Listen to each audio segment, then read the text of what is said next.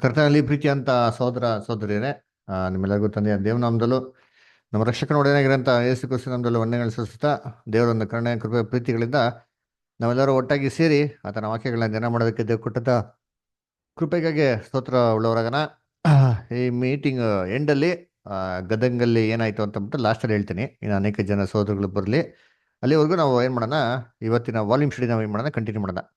ನಮಗೆಲ್ಲರಿಗೂ ಚೆನ್ನಾಗಿ ಗೊತ್ತು, ನಾವು ಏನು ಮಾಡಿದ್ರಿ, ನಮ್ಮ ಸಹೋದರರು ಬರೆದಂಥ ಒಂದು ವಾಲ್ಯೂಮ್ನಲ್ಲಿ 5ನೇ ವಾಲ್ಯೂಮ್ನಲ್ಲಿ 6ನೇ ಒಂದು ಅಧ್ಯಾಯನ ನಾವೇನು ಮಾಡಿದ್ರಿ, ಓದಿ ಮುಗಿಸಿದ್ರಿ. ಅದರ ಯೇಸು ಕ್ರಿಸ್ತನು ಹೇಗೆ ದಾವಿದನ ಕುಮಾರನೋ, ಹೇಗೆ ದಾವಿದನ ಒಡೆಯನೋ ಆಗಿದ್ದಾನೆ ಅಂತಂದ್ಬಿಟ್ಟು ಅಲ್ರ. ಸೊ ಈ ವಾರ ನಾವು ನೋಡ್ಬೇಕಾರದ್ದು ಯಾವುದಪ್ಪ ಅಂತಂದರೆ, the mediator of the atonement, the son of man ಅಂತಂದ್ಬಿಟ್ಟು ಅಲ್ರ. ಸೊ ಕನ್ನಡದಲ್ಲಿ ವಾಲ್ಯೂಮ್ ಇರೋರು ಯಾರೋ ಸೋದರ ಸೋದರಿಗಳು ಓದಿದ್ರೆ ತುಂಬ ಚೆನ್ನಾಗಿರ್ತಾರೆ. ಇಂಗ್ಲೀಷಲ್ಲಿ ಪೇಜ್ ನಂಬರ್ 149, ಚಾಪ್ಟರ್ 7. ಕನ್ನಡದಲ್ಲಿ ಪೇಜ್ ನಂಬರ್ 89. ಸೊ ಯಾರ ಹತ್ರ ವಾಲ್ಯೂಮ್ಸ್ ಇದೆ? ಯಾರು ಓದ್ತೀರಾ? ಓದ್ತೀರಾ? ಆನಂದ್ ಬದರ್ ಓದ್ರಿ ಓದ್ರಿ ಓದಿ.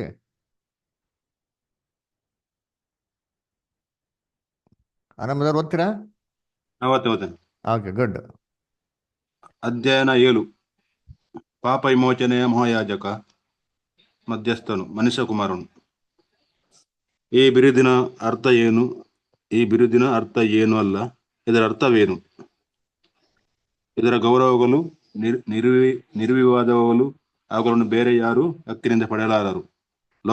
ಲೋಕವು ಕಂಡಂತೆ ದೇವಕುಮಾರ ಪಿಲಾತನ ದೃಷ್ಟಿಕೋನ,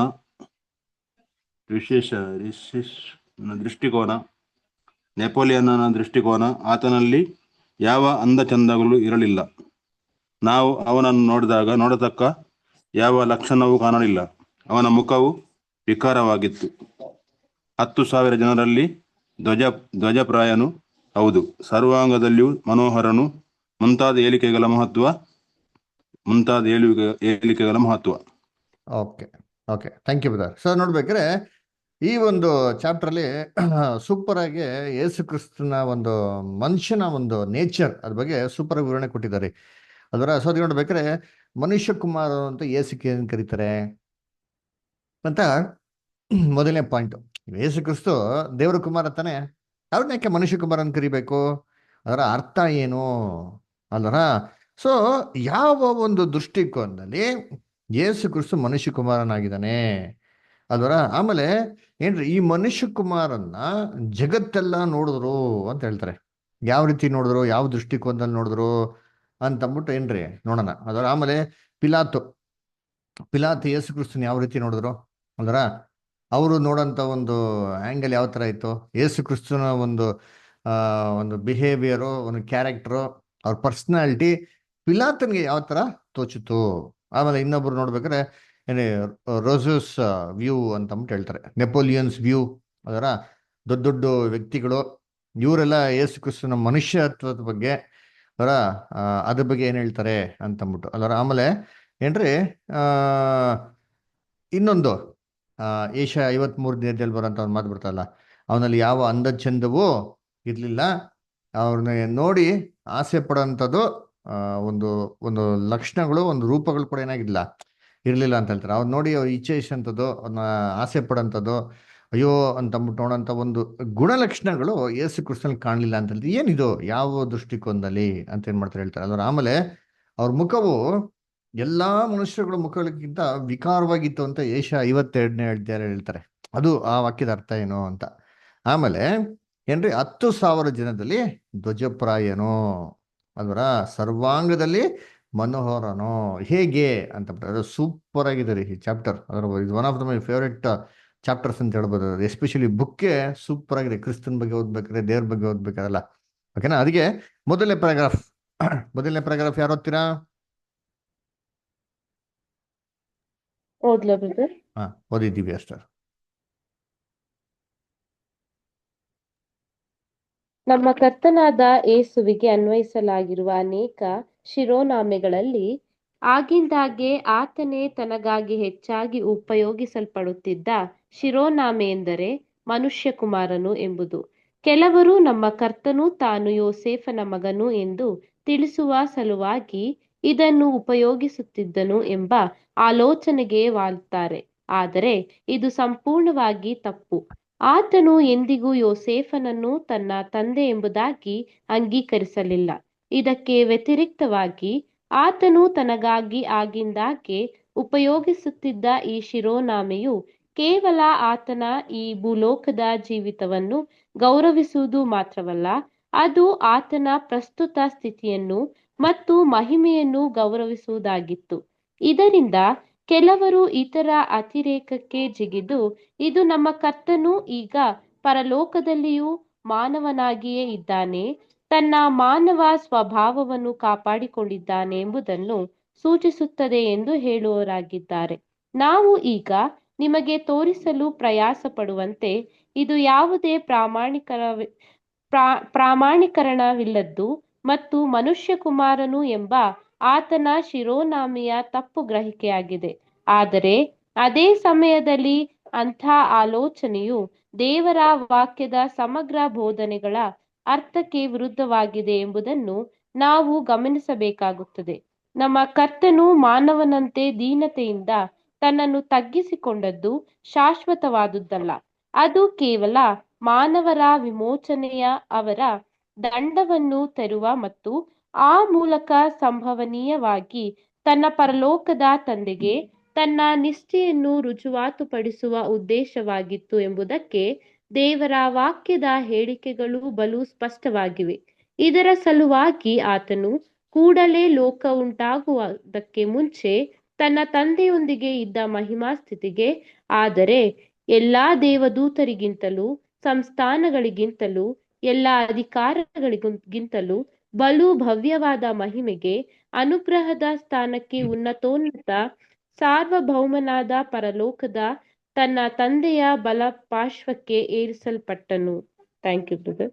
thank you sir. So Yesu ಕ್ರಿಸ್ತನ್ಗೆ ಎಷ್ಟೋ ಟೈಟ್ಲ್ ಇದ್ದಾರೆ ಅದರ ನೋಡ್ಬೇಕಾದ್ರೆ, ಇವಾಗ ನಾವು ಇಂಗ್ಲೀಷಲ್ಲಿ ಆಲ್ಫಾಬೆಟ್ಸ್ ನೋಡ್ತೀವಿ ಗೊತ್ತಾ, A to Z ಅದರ ಏನ್ರಿ A to Z ಲೆಟರ್ಗಳಿಗೂ ಕೂಡ ಯೇಸು ಕ್ರಿಸ್ತನ್ಗೆ ಏನಾಗಿದೆ, ಒಂದೊಂದು ಕೂಡ ಏನಾಗಿದೆ ಅಂತೆ ಟೈಟ್ಲ್ ಇದೆ ಅದರ. ಯಾರೋ ಬಿಡುವಿದ್ರೆ ಆ ಕೆಲಸ ಮಾಡಿ ನೋಡ್ರಿ ಅಂತೀನಿ ಅಲ್ವರ. ಏನ್ರಿ ಯೇಸು ಕ್ರಿಸ್ತನ್ಗೆ ಸ್ಟಾರ್ಟಿಂಗ್ ಇಂದ ಹಿಡ್ದು A ಫಾರ್ ಏನೋ, A ಫಾರ್ ಏನೋ, B ಫಾರ್ ಏನೋ, C ಫಾರ್ ಏನೋ ಅಂತಂದ್ಬಿಟ್ಟು ಏನೇನು ಯೇಸು ಕ್ರಿಸ್ತನ್ಗೆ ಹೆಸರುಗಳು ಬರ್ತಾರೆ ಇದನ್ನ ಲಿಸ್ಟ್ ಹಾಕಿ ಅಂತೀನಿ. A to Z ಕೂಡ ಕ್ರೈಸ್ಟ್ಗೆ ಏನು ಮಾಡ್ತಾರೆ, ಒಂದು ಹೆಸರು ಬರ್ತಾರಲ್ಲ, ಅಷ್ಟೊಂದು ಹೆಸರು ಏನು ಮಾಡಿದ್ರೆ ಕ್ರಿಸ್ತನ್ಗೆ ಅವ್ರ ತಂದೆ ದೇವರು ಏನು ಮಾಡೋರೆ ಕೊಟ್ಟಾರೆ. ಆದರೆ ಇಲ್ಲಿ ನೋಡ್ಬೇಕಾದ್ರೆ ವಿಶೇಷವಾಗಿ ಅವರು ಭೂಲೋಕದಲ್ಲಿ ಇರ್ಬೇಕಾದ್ರೆ ಅವ್ರಿಗೆ ಮನುಷ್ಯ ಕುಮಾರನು ಅಂತ ಏನು ಮಾಡ್ತಾರೆ ಅಲ್ಲಿ ಹೇಳ್ತಾರೆ. ಸರಿ, ಏನಕ್ಕೆ ಮನುಷ್ಯ ಕುಮಾರ ಅಂತ ಹೇಳ್ತಾರೆ? ಕೆಲವು ಜನ ಏನು ಮಾಡ್ತಾರೆ, ಈ ಪದನ ಇಟ್ಕೊಂಡು ಏನು ಮಾಡ್ತಾರೆ, ಓ ಯೇಸು ಕ್ರಿಸ್ತು ಮನುಷ್ಯನ ಮಗ, ಮನುಷ್ಯನ ಕುಮಾರ. ಅದಕ್ಕೆ ನೋಡ್ಬೇಕಾದ್ರೆ ಯೇಸು ಕ್ರಿಸ್ತು ಯೋಸೆಫನ ಮಗ. ಅವ್ರು ಯೋಸೆಫನ ಮಗ ಆಗಿರೋದ್ರಿಂದ ಏನ್ ಮಾಡಿದ್ರು, ಈ ಮನುಷ್ಯ ಕುಮಾರ ಅಂತ ಹೆಸರಿಟ್ಕೊಂಡ್ರು ಅಂತ ಏನ್ ಮಾಡ್ತಾರೆ ಅಲ್ಲಿ ಹೇಳ್ತಾರೆ ಅಲ್ವರ. ಅದಕ್ಕೆ ಒಂದು ಸಾಮಾನ್ಯವಾಗಿ ಒಂದು ವಾಕ್ಯ ಕೂಡ ಹೇಳ್ತಾರೆ. ಯಾವ್ದಪ್ಪ ಅಂದ್ರೆ ನೋಡಿ, ಓದೋಣ ವಾಕ್ಯನ. ಲೂಕ 3ನೇ ಅಧ್ಯಾಯ 23ನೇ ವಾಕ್ಯ. ಯಾರು ಓದ್ತೀರಾ? ಲೂಕ 3:23. ಕರೆಕ್ಟ್.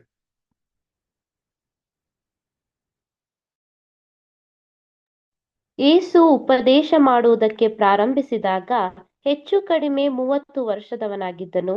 ಆತನು ಜನರ ಎಣಿಕೆಯಲ್ಲಿ ಯೋಸೇಫನ ಮಗನು. ಅಲ್ವರ.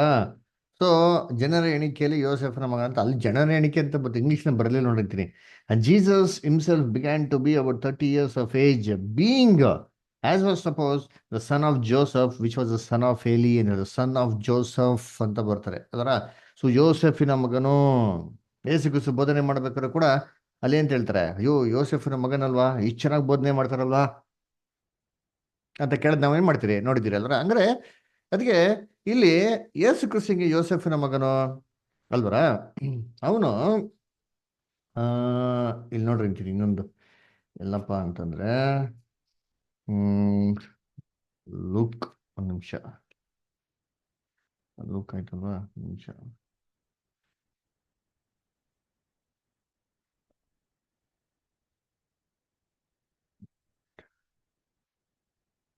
ಮಾರ್ಕ್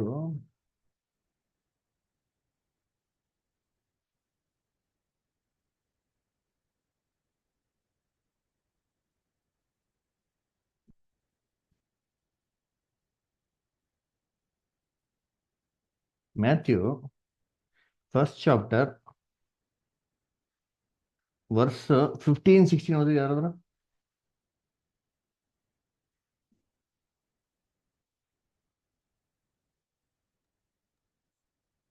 ಎಲಿಯೂದನು ಎಲಿಯಜರನನ್ನು ಪಡೆದನು. ಹ್ಮ್ ಎಲಿಯಜರನು ಮತ್ತನನ್ನು ಪಡೆದನು. ಮತ್ತನನು ಯಾಕೋಬನನ್ನು ಪಡೆದನು. ಹ್ಮ್ ಯಾಕೋಬನು ಮರಿಯಲ ಗಂಡನಾದ ಯೋಸೇಫನನ್ನು ಪಡೆದನು. ಹ್ಮ್ ಈ ಮರಿಯಲಲ್ಲಿ ಕ್ರಿಸ್ತನೆಂಬ ಯೇಸು ಹುಟ್ಟಿದನು. ನೋಡ್ರ, ಯಾಕೋಬನು ಯೋಸೆಫ್ನ ಪಡೆದನು. ಆ ಯೋಸೆಫ್ ಯಾರಪ್ಪ ಅಂತಂದ್ರೆ ಮರಿಯಳ ಗಂಡ ಅಂತ ಕೊಟ್ಟಿದ್ದಾರೆ. ಅಂದ್ರೆ ಅಲ್ಲಿ ಏನ್ ಹೇಳ್ತಾರೆ, ಯೋಸೆಫು ಯಾರ ಮಗ ಅಂತೆ? ಯಾಕೋಬಿನ ಮಗ ಅಂತ ಕೊಟ್ಟಿದ್ದಾರೆ. ಕರೆಕ್ಟಾ? ಇವಾಗ ನೀವು ಲೂಕ 3 ನೋಡಿದ್ರೆ ಯೋಸೆಫ್ ಯಾರ ಮಗ ಅಂತ ಕೊಟ್ಟಿದ್ದಾರೆ? ಅಲ್ಲಿ ಎಲಿಯನ ಮಗ ಅಂತ ಕೊಟ್ಟಿದ್ದಾರೆ. ಕರೆಕ್ಟಾ? 23 ನೋಡಿದ್ರೆ ಕೊನೆಯಲ್ಲಿ ನೋಡ್ರಿ ಯಾವ್ದ್ರ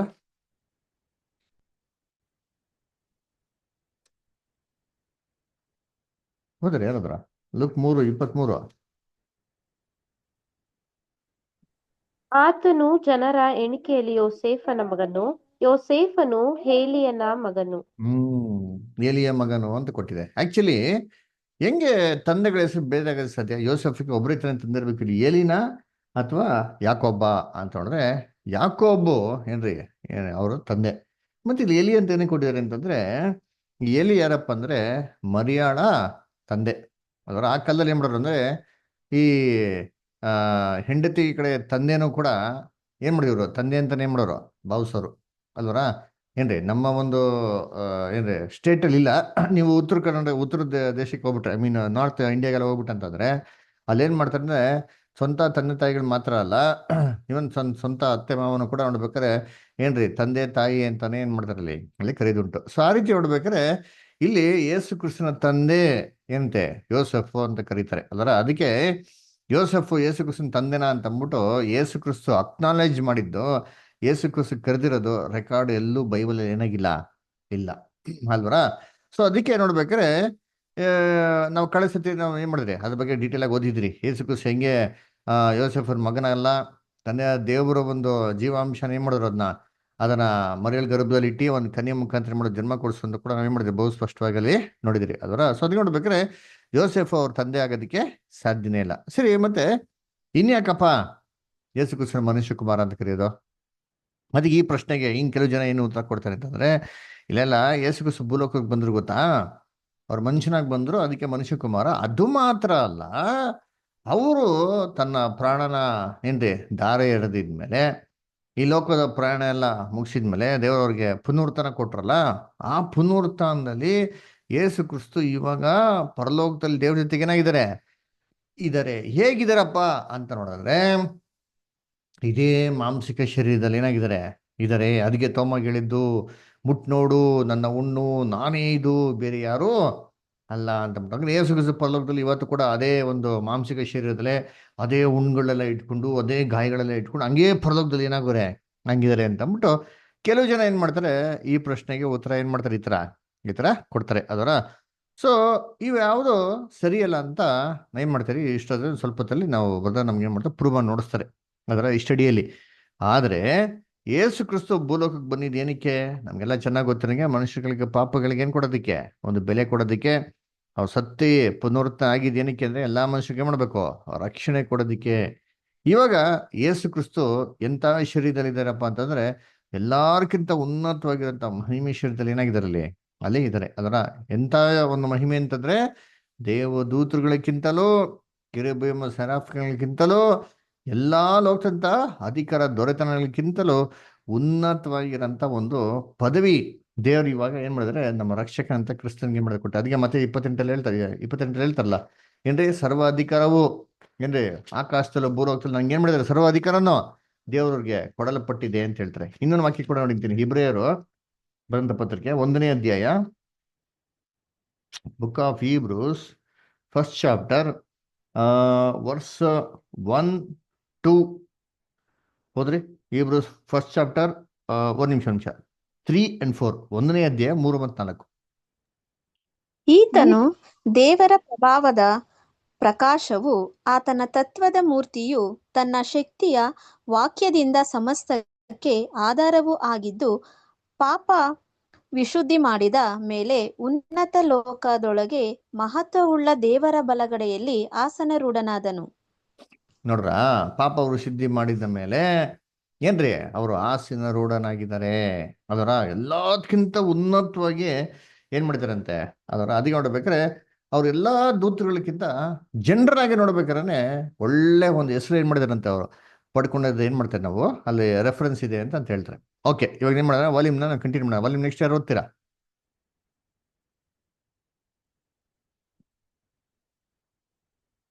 ಓದ್ಲಾ ಬ್ರದರ್? ಅನುಷ್ಠ ಓದಿ. ನಮ್ಮ ಕರ್ತನು ಈ ಶಿರೋನಾಮೆಯನ್ನು ಉಪಯೋಗಿಸಿದ ಕೆಳಗಣ ಮಾತುಗಳನ್ನು ಜಾಗರೂಕತೆಯಿಂದ ಗಮನಿಸಿರಿ.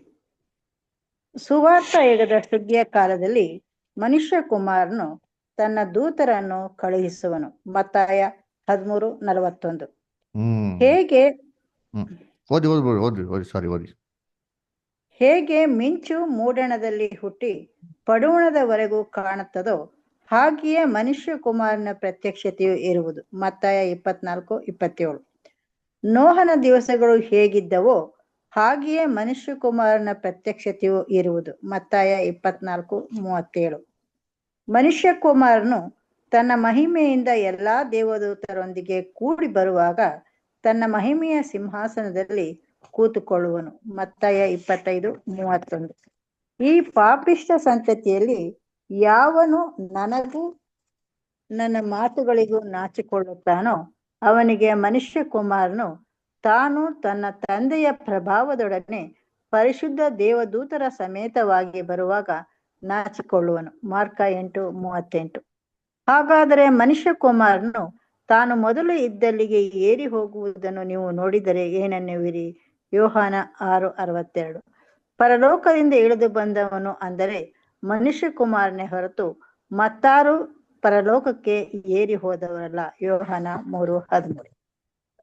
ಓಕೆ, ಸೊ ಇಲ್ಲಿ ನೋಡ್ಬೇಕಾದ್ರೆ ಇಲ್ಲಿ ನೋಡಿ ಬ್ರದರು ಎಷ್ಟು ರೆಫರೆನ್ಸ್ ಕೊಟ್ಟಿದ್ದಾರಪ್ಪ ಅಂತಂದ್ರೆ ಒಂದು 7 ವರ್ಸಸ್ ಏನ್ ಮಾಡೋ ರೆಫರೆನ್ಸ್ ಕೊಟ್ಟಿದ್ದಾರೆ. ಈ 7 ವಾಕ್ಯಗಳು ಕೂಡ ನಾವು ಗಮನಿಸಿ ಓದದ ಅಂತಂದ್ರೆ ಎಲ್ಲಾ ವಾಕ್ಯಗಳಲ್ಲಿ ಮನುಷ್ಯ ಕುಮಾರನು ಅಂತ ಕೊಟ್ಟಿದ್ದಾರೆ. ಅದರ ಮೊದಲನೇ ವಾಕ್ಯ ಮತ್ತೆ 13:41 ಯಾವ್ದ್ರ ಬಗ್ಗೆ ಹೇಳ್ತಾರೆ? ಮನುಷ್ಯ ಕುಮಾರನು ಸುಗ್ಗಿಯ ಕಾಲದಲ್ಲಿ ಏನ್ ಮಾಡ್ತಾರೆ ಅಂತ ಮಾಡಕ್ ಕೊಟ್ಟಾರೆ. ಯುಗದ ಸಮಾಪ್ತಿಯಲ್ಲಿ, ಸುವಾರ್ಥ ಸಮಾಪ್ತಿಯಲ್ಲಿ ಸುಗ್ಗಿ ಮಾಡ್ಬೇಕಾದ್ರೆ ಏನ್ ಮಾಡ್ತಾರೆ? ಮನುಷ್ಯ ಕುಮಾರ ಅಂತ ದೂತಗಳನ್ನ ಕಳಿಸಿ ಏನ್ ಮಾಡ್ತಾರೆ? ಎಲ್ಲಾರನ್ನೂ ಎಂತಾರೆ ಸೇರಿಸ್ತಾರೆ. ತನ್ನ ಮಕ್ಳುಗಳು ಏನ್ ಮಾಡ್ತಾರೆ? ಅಲ್ಲಿ ಕೂಯ್ತಾರೆ, ಅಲ್ಲಿ ಸುಗ್ಗಿ ಮಾಡ್ತಾರೆ ಅಂತ ಹೇಳ್ತಾರೆ. ಅದೇ ತರ ಮ್ಯಾಥ್ಯೂ 24 ಚಾಪ್ಟರ್ ವರ್ಸ್ 27 ಮತ್ತು 37 ಹೇಳ್ಬೇಕಾರೆ ಅಲ್ಲಿ ಯುಗದ ಸಮಾಪ್ತಿಯಲ್ಲಿ ಯೇಸು ಕ್ರಿಸ್ತು ಎರಡನೇ ಪ್ರತ್ಯಕ್ಷತೆ ಆಗ್ಬೇಕಾರೆ ಅವ್ರು ಹೇಳಂತ ಮಾತು ಏನಂತ ಹೇಳ್ತಾರೆ? ಏನ್ರಿ ಹೇಗೆಯೇ ಏನ್ರಿ ಒಂದು ಮಿಂಚು ಮೂಡಣದಿಂದ ಪಡುವವರೆಗೂ ಬರ್ತದೋ ಹಾಗೆ ಮನುಷ್ಯ ಕುಮಾರನ ಪ್ರಸನ್ನತೆ ಇರ್ತದೆ ಅಂತ. ಮನುಷ್ಯ ಕುಮಾರ ಅಂತ ಏನ್ ಮಾಡ್ತಾರೆ ರೆಫರೆನ್ಸ್ ಹೇಳ್ತಾರೆ. ಜೀಸಸ್ ಕ್ರೈಸ್ಟ್ ಸೆಕೆಂಡ್ ಕಮಿಂಗ್ ನಲ್ಲಿ ಬರ್ಬೇಕಾರೆ ಮನುಷ್ಯ ಕುಮಾರನಾಗ ಏನ್ ಮಾಡ್ತಾರೆ ಅಂತ ಅವ್ರು ಬರ್ತಾರೆ ಅಂತ ಹೇಳ್ತಾರೆ ಅಲ್ರ. ಅದೇ ತರ 3ನೇ ವಾಕ್ಯ ಮ್ಯಾಥ್ಯೂ 25:31 ನಲ್ಲಿ ಮನುಷ್ಯ ಕುಮಾರ ತನ್ನ ಮಹಿಮೆಯ ಸಿಂಹಾಸನ ಕೂತ್ಕೊಬೇಕಾರೆ ಅವ್ರು ಮಾಡುವಂತ ಕೆಲಸ. ಅದರ ಮಹಿಮೆಯ ಸಿಂಹಾಸನದಲ್ಲಿ ಪರಿಶುದ್ಧ ದೂತರುಗಳ ಜೊತೆಗೆ ಬರ್ಬೇಕಾದ್ರೆ ಇಲ್ಲೂ ಕೂಡ ಸೆಕೆಂಡ್ ಕಮ್ಮಿಂಗ್ ರೆಫರೆನ್ಸ್ಗೆ ಏನ್ ಮಾಡ್ತಾರೆ ಅಲ್ಲಿ ಅದು ಹೇಳ್ತಾರೆ ಅದರ. ಆಮೇಲೆ ನೆಕ್ಸ್ಟ್ ಮಾರ್ಕ್ 8:38 ನೋಡಿದ್ರೆ ಯಾರು ಮನುಷ್ಯ ಕುಮಾರನ ವಿಚಾರದಲ್ಲಿ ಏನ್ರಿ ನಾಚಿಕೆ ಪಡ್ತಾರೋ ಅದರ ಏನ್ರಿ ಅವ್ರನ್ನ ಪರಲೋಕದ ತಂದೆಯ ದೇವ್ರ ಮುಂದೆ ಯೇಸು ಕ್ರಿಸ್ತ ಏನ್ ಮಾಡ್ತಾರಂತೆ ಅಲ್ವರ. ಅವಾಗ ಅಲ್ಲಿ ನನ್ನ ಮನುಷ್ಯ ಕುಮಾರನು ತಾನು ಬರ್ಬೇಕಾದ್ರೆ ಏನ್ ಮಾಡ್ತಾರೆ ಆ ಥರ ಮಾಡ್ತಾರೆ ಅಂತ ಏನ್ ಮಾಡ್ತಾರೆ ಹೇಳ್ತಾರೆ ನೋಡ್ತೀರಿ ಅಲ್ವರ. ಸೊ ಇದು ಕೂಡ ಜೀಸಸ್ ಸೆಕೆಂಡ್ ಕಮಿಂಗ್ ರೆಫರೆನ್ಸ್ ಏನ್ ಮಾಡೋದಲ್ಲಿ ಅಲ್ಲಿ ಕೊಡೋದು ಅಲ್ವರ. ಆಮೇಲೆ ಜಾನ್ 6:62 ಅಲ್ವರ ಅಲ್ಲಿ ನೋಡ್ಬೇಕಾರೆ ಏನ್ ಹೇಳ್ತಾರೆ? ನಿಮ್ಮ ಮನುಷ್ಯ ಕುಮಾರ ಏನ್ರಿ ತಾನು ಮೊದ್ಲಿದ್ದಂತ ಸ್ಥಳಕ್ಕೆ ಹೋಗೋದನ್ನ ನೀವು ನೋಡಿದ್ರೆ ಏನಂತೀರಾ ಅಲ್ವರ. ಹಂಗಾರೆ ಏನು ಯೇಸು ಕ್ರಿಸ್ತು ಮಹಿಮೆಯ ಒಂದು ಶರೀರದಲ್ಲಿ ಇರ್ಬೇಕಾದ್ರೆ ಈ ರೆಫರೆನ್ಸ್ಗಳು ನಾವೇನ್ ಮಾಡ್ತೀರಿ ನೋಡ್ತೀರಿ ಅಲ್ವರ. ಆಯ್ತರ ಜಾನ್ 3:13 ನಮ್ಗೆಲ್ಲ ಚೆನ್ನಾಗಿ ಗೊತ್ತಿರೋಂಥ ವರ್ಸು ಅದರ. ಪರಲೋಕಕ್ಕೆ ಯಾರು ಏರು ಹೋಗಿಲ್ಲ, ಅದರ ಪರಲೋಕದಿಂದ ಇಳಿದು ಬಂದವನು ಮನುಷ್ಯ ಕುಮಾರನೇ ಹೊರತು ಮತ್ತಾರೋ ಏರು ಹೋಗಿಲ್ಲ ಅಂತ ನೋಡ್ತೀವಿ. ಹಂಗಾರೆ ಇಲ್ಲೆಲ್ಲ ರೆಫರೆನ್ಸ್ಗಳು ಕ್ರೈಸ್ತ ಬಂದ್ಬಿಟ್ಟು ಮಹಿಮೇಶ್ವರದಲ್ಲಿರೋದನ್ನ ಅದರ ಅವ್ರ ಬರುವಿಕೆ ಸಂಬಂಧವಾಗಿರೋದನ್ನ ಅದರ ಈ ಸಂಬಂಧವಾಗಿನ ಯೇಸು ಕ್ರಿಸ್ತನಿಗೆ ಮನುಷ್ಯ ಕುಮಾರ ಅಂತ ಹೇಳ್ತಾರಲ್ಲ. ಮತ್ತೆ ಏನಿದೆ ಅರ್ಥ? ಇದನ್ನ ನೆಕ್ಸ್ಟ್ ಪ್ಯಾರಾಗ್ರಾಫ್ ಓದೋಣ. Next paragraph. ಓದ್ಬೇಕಾ ಬ್ರದರ್? ಯಾವುದು ಇಷ್ಟ ಓದಿ, ನವೀತ್ ಅಷ್ಟು ಓದಿ ಪ್ಲೀಸ್. ದೇವರ ವಾಕ್ಯದ ಈ ಮಾತುಗಳು ಮನುಷ್ಯ ಕುಮಾರನನ್ನು ಮಹಿಮಾಕರ್ತರೊಂದಿಗೆ ಹಾಗೂ ಮಾಂಸ ಶರೀರಧಾರಿಯಾಗಿ ಪರಲೋಕದಿಂದ ಇಳಿದು ಬಂದಾತನೊಂದಿಗೆ ಮತ್ತು ತನ್ನನ್ನೇ ಅರ್ಪಿಸಿದ ಮಾನವ ಪೂರ್ವ ಲೊಗೋಸ್ನೊಂದಿಗೆ ಗುರುತಿಸುತ್ತವೆ. ನಿಶ್ಚಯವಾಗಿಯೂ ಮನುಷ್ಯಕುಮಾರನು ಎಂಬ ನಾಮವು ಯೇಸುವು ಯೋಸೇಫನ ಮಗನು ಅಥವಾ ಸಾಮಾನ್ಯ ಅರ್ಥದಲ್ಲಿ ಆತನು ಈ ಲೋಕದ ತಂದೆಯಿಂದ ಜೀವ ಪಡೆದ ಮನುಷ್ಯನ ಮಗನು ಎಂಬ ಅರ್ಥವನ್ನು ಸೂಚಿಸುತ್ತದೆ ಎಂಬ ಆಲೋಚನೆಯು ಯೆಹೂದ್ಯರಿಗೆ ಇದ್ದಿಲ್ಲ. ಕ್ರಿಸ್ತನು ಸದಾಕಾಲವಿರುತ್ತಾನೆಂದು ಧರ್ಮಶಾಸ್ತ್ರದಲ್ಲಿ ಕೇಳಿದ್ದೇವೆ. ಹಾಗಾದರೆ ಮನುಷ್ಯಕುಮಾರನು ಮೇಲಕ್ಕೆ ಎತ್ತಲ್ಪಡಬೇಕೆಂದು ನೀನು ಹೇಳುವುದು ಹೇಗೆ? ಆ ಮನುಷ್ಯಕುಮಾರನು ಯಾರು? ಯೋಹಾನ 12:34 ಎಂದು ಅವರು ಕೇಳಿದ ಪ್ರಶ್ನೆಯಲ್ಲಿ ಈ ಸತ್ಯ ಸಂಗತಿಯು ತಿಳಿದುಬರುತ್ತದೆ. ಯೆಹೂದ್ಯರು ನಿಶ್ಚಯವಾಗಿಯೂ ಮನುಷ್ಯಕುಮಾರನು ಎಂಬ ಮಾತನ್ನು ಗುರುತಿಸಿದ್ದರು. ಮನುಷ್ಯಕುಮಾರನೇ ಮೆಸ್ಸಿಯನು ಎಂಬ ಅವರ ನಿರೀಕ್ಷೆಯು, ಇಗೋ, ಮನುಷ್ಯಕುಮಾರನಂತಿರುವವನು ಆಕಾಶದ ಮೇಘಗಳೊಂದಿಗೆ ಬಂದು ಆ ಮಹಾವೃದ್ಧನನ್ನು ಸಮೀಪಿಸಿದನು. ಸಕಲ ಜನಾಂಗ, ಕುಲ, ಭಾಷೆಗಳವರು ಅವನನ್ನು ಸೇವಿಸಲೆಂದು ಅವನಿಗೆ ದೊರೆತನವು, ಘನತೆಯು, ರಾಜ್ಯವು ಕೊಡೋಣವಾದವು. ಅವನ ಆಳ್ವಿಕೆಯು ಅಂತ್ಯವಿಲ್ಲದ್ದು, ಶಾಶ್ವತವಾದದ್ದು. ಅವನ ರಾಜ್ಯವು ಎಂದಿಗೂ ಎಂದಿಗೂ ಅಳಿಯದು. ದಾನಿಯೇಲ 7:13-14 ಎಂಬ ದಾನಿಯೇಲನ ಮಾತುಗಳ ಮೇಲೆ ಹೆಚ್ಚಾಗಿ ಆಧಾರಗೊಂಡಿದ್ದವು. ಇಗೋ, ಪ್ರಕಾಶಮಾನವಾದ ಒಂದು ಮೇಘವು ನನಗೆ ಕಾಣಿಸಿತು. ಆ ಮೇಘದ ಮೇಲೆ ಮನುಷ್ಯಕುಮಾರನಂತಿದ್ದವನೊಬ್ಬನು ಕೂತಿರುವುದನ್ನು ಕಂಡೆನು. ಪ್ರಕಟಣೆ 14:14 ಎಂಬ ಮಾತುಗಳಿಂದ ನಮ್ಮ ಕರ್ತನು ಈ ವಿವರಣೆಗಳೊಂದಿಗೆ ತನ್ನನ್ನು ಗುರುತಿಸಿಕೊಳ್ಳುತ್ತಾನೆ. Thank you sister. ಇಲ್ಲಿ ಆತನು ಓದಿ ಓದಿ ಅಲ್ಲ, ಏನು ಓದ್ಬಿಡಿ ಪೂರ್ತಿ ಓದ್ಬಿಡಿ ಸಾರಿ. ಆತನು ಮನುಷ್ಯಕುಮಾರನು ತನ್ನ ತಲೆಯ ಮೇಲೆ ಬಂಗಾರದ ಕಿರೀಟವುಳ್ಳವನು ಮತ್ತು ಕೈಯಲ್ಲಿ ಹದವಾದ ಕುಡುಗೋಲು ಉಳ್ಳವನು ಎಂಬಂತೆ ತೋರಿಸಲಾಗಿದೆ. ಇದು ಸುವಾರ್ಥ ಯುಗದ ಸುಗ್ಗಿಯನ್ನು ಕೊಯ್ಯುವಾತನು ಎಂಬ ಅರ್ಥ ಸೂಚಿಸುವುದಾಗಿದೆ. Thank you brother. Thank you sir. So ನೋಡ್ಬೇಕಾದ್ರೆ ಇಲ್ಲಿ ಎಷ್ಟೋ ವಾಕ್ಯಗಳು ನಾವು ಓದಲ್ಲ, 7 ವಾಕ್ಯಗಳು ಫಸ್ಟು. ಅಲ್ಲಿ 7 ವಾಕ್ಯಗಳಲ್ಲಿ ಮನುಷ್ಯ ಕುಮಾರ ಅಂತ ಹೇಳ್ಬೇಕಾದ್ರೆ ಯೇಸು ಕ್ರಿಸ್ತನ ಮಹಿಮೆಗೆ ಏನ್ ಮಾಡಿದ್ದಾರೆ ಹೇಳಿದ್ದೆ. ಅದರ ಯಹೂದ್ಯರು ಕೂಡ ಯೇಸು ಕ್ರಿಸ್ತನ ಮನುಷ್ಯ ಕುಮಾರ ಅಂತಂದ್ಬಿಟ್ಟು ಮಹಿಮೆ ಇಲ್ಲದಂತ ವಿಚಾರಕ್ಕೆ ಏನ್ ಮಾಡಿದ್ದಾರೆ ರೆಫರೆನ್ಸ್ ಕೊಟ್ಟಿದ್ದು ಅಂತಂದ್ಬಿಟ್ಟು ನಮ್ಗೆ ಜಾನ್ 12:34 ಅಲ್ಲಿ ಹೇಳ್ತಾರೆ ಅಲ್ವರ. ಸೊ ನೋಡ್ಬೇಕಾದ್ರೆ ಮನುಷ್ಯ ಕುಮಾರ ಎತ್ತಲ್ಪಡ್ಬೇಕಾರೆ ಅಂತಂದ್ಬಿಟ್ಟು ಅದರ ಹಂಗಾರೆ ಮನುಷ್ಯ ಕುಮಾರ ಯಾರು ಅಂತ ಯೇಸು ಕ್ರಿಸ್ತನಿಗೆ ಕ್ವಶನ್ ಆಗ್ತಾರೆ. ಅದರ ಹಂಗಾರೆ ಮನುಷ್ಯ ಕುಮಾರ ಅಂತಂದ್ಬಿಟ್ಟು ಯೇಸು ಕ್ರಿಸ್ತನ ಅಥವಾ ಮಸಿಯನ ಮಹಿಮೆಯಲ್ಲಿ ಏನ್ ಮಾಡ್ತಿದ್ರು ಅದು ಇದು ನೋಡ್ತಾ ಇದ್ರಲ್ಲ. ಇದಕ್ಕೆ ಇನ್ನೊಂದು ರೆಫರೆನ್ಸ್ ಇದೆ. ಏನಪ್ಪಾ ಅಂದ್ರೆ ದಾನಿಯಲ್ 7ನೇ ಅಧ್ಯಾಯ 13ನೇ ವಾಕ್ಯ ಹೋದ್ರಿ ಯಾರಾದ್ರ? ದಾನಿಯಲ್ 7ನೇ ಅಧ್ಯಾಯ 13ನೇ ವಾಕ್ಯ.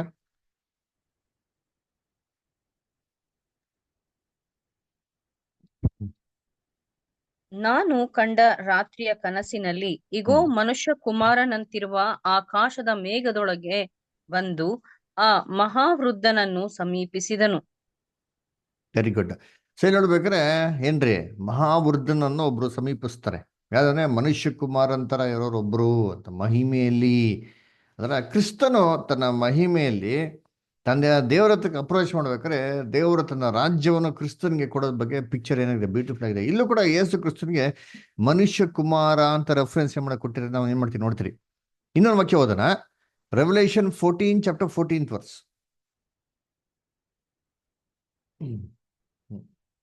ನಾನು ನೋಡಲಾಗಿ ಇಗೋ, ಪ್ರಕಾಶಮಾನವಾದ ಒಂದು ಮೇಘವು ನನಗೆ ಕಾಣಿಸಿತು. ಆ ಮೇಘದ ಮೇಲೆ ಮನುಷ್ಯ ಕುಮಾರನಂತಿದ್ದವನೊಬ್ಬನು ಕೂತಿರುವುದನ್ನು ಕಂಡೆನು. ನೋಡ್ರಾ? ಸೊ ಮೇಘದ ಮೇಲೆ ಏನ್ ಮಾಡ್ತಾರೆ, ಒಬ್ರು ಕೂತಿರೋದನ್ನ ನೋಡ್ತಾರೆ.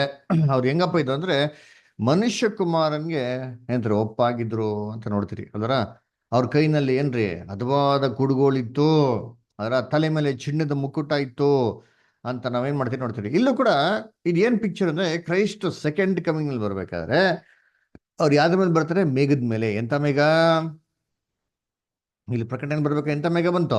ಬಿಳಿ ಮೇಘ, ಪ್ರಕಾಶವುಳ್ಳವಂತ ಮೇಘ ಅಂತ ಹೇಳ್ತಾರೆ. ಅಂದ್ರೆ ಬಿಳಿ ಮೇಘ ಅಥವಾ ಪ್ರಕಾಶವುಳ್ಳವಂತ ಮೇಘ ಅಂತಂದ್ರೆ ಆಶೀರ್ವಾದಗಳು, ಸತ್ಯಗಳು, ಅದರ ಶುದ್ಧತೆ, ಪರಿಶುದ್ಧತೆ, ಬೆಳಕು ಅದನ್ನೇನ್ ಮಾಡ್ತದೆ ಸೂಚನೆ ಮಾಡೋಂಥದ್ದು.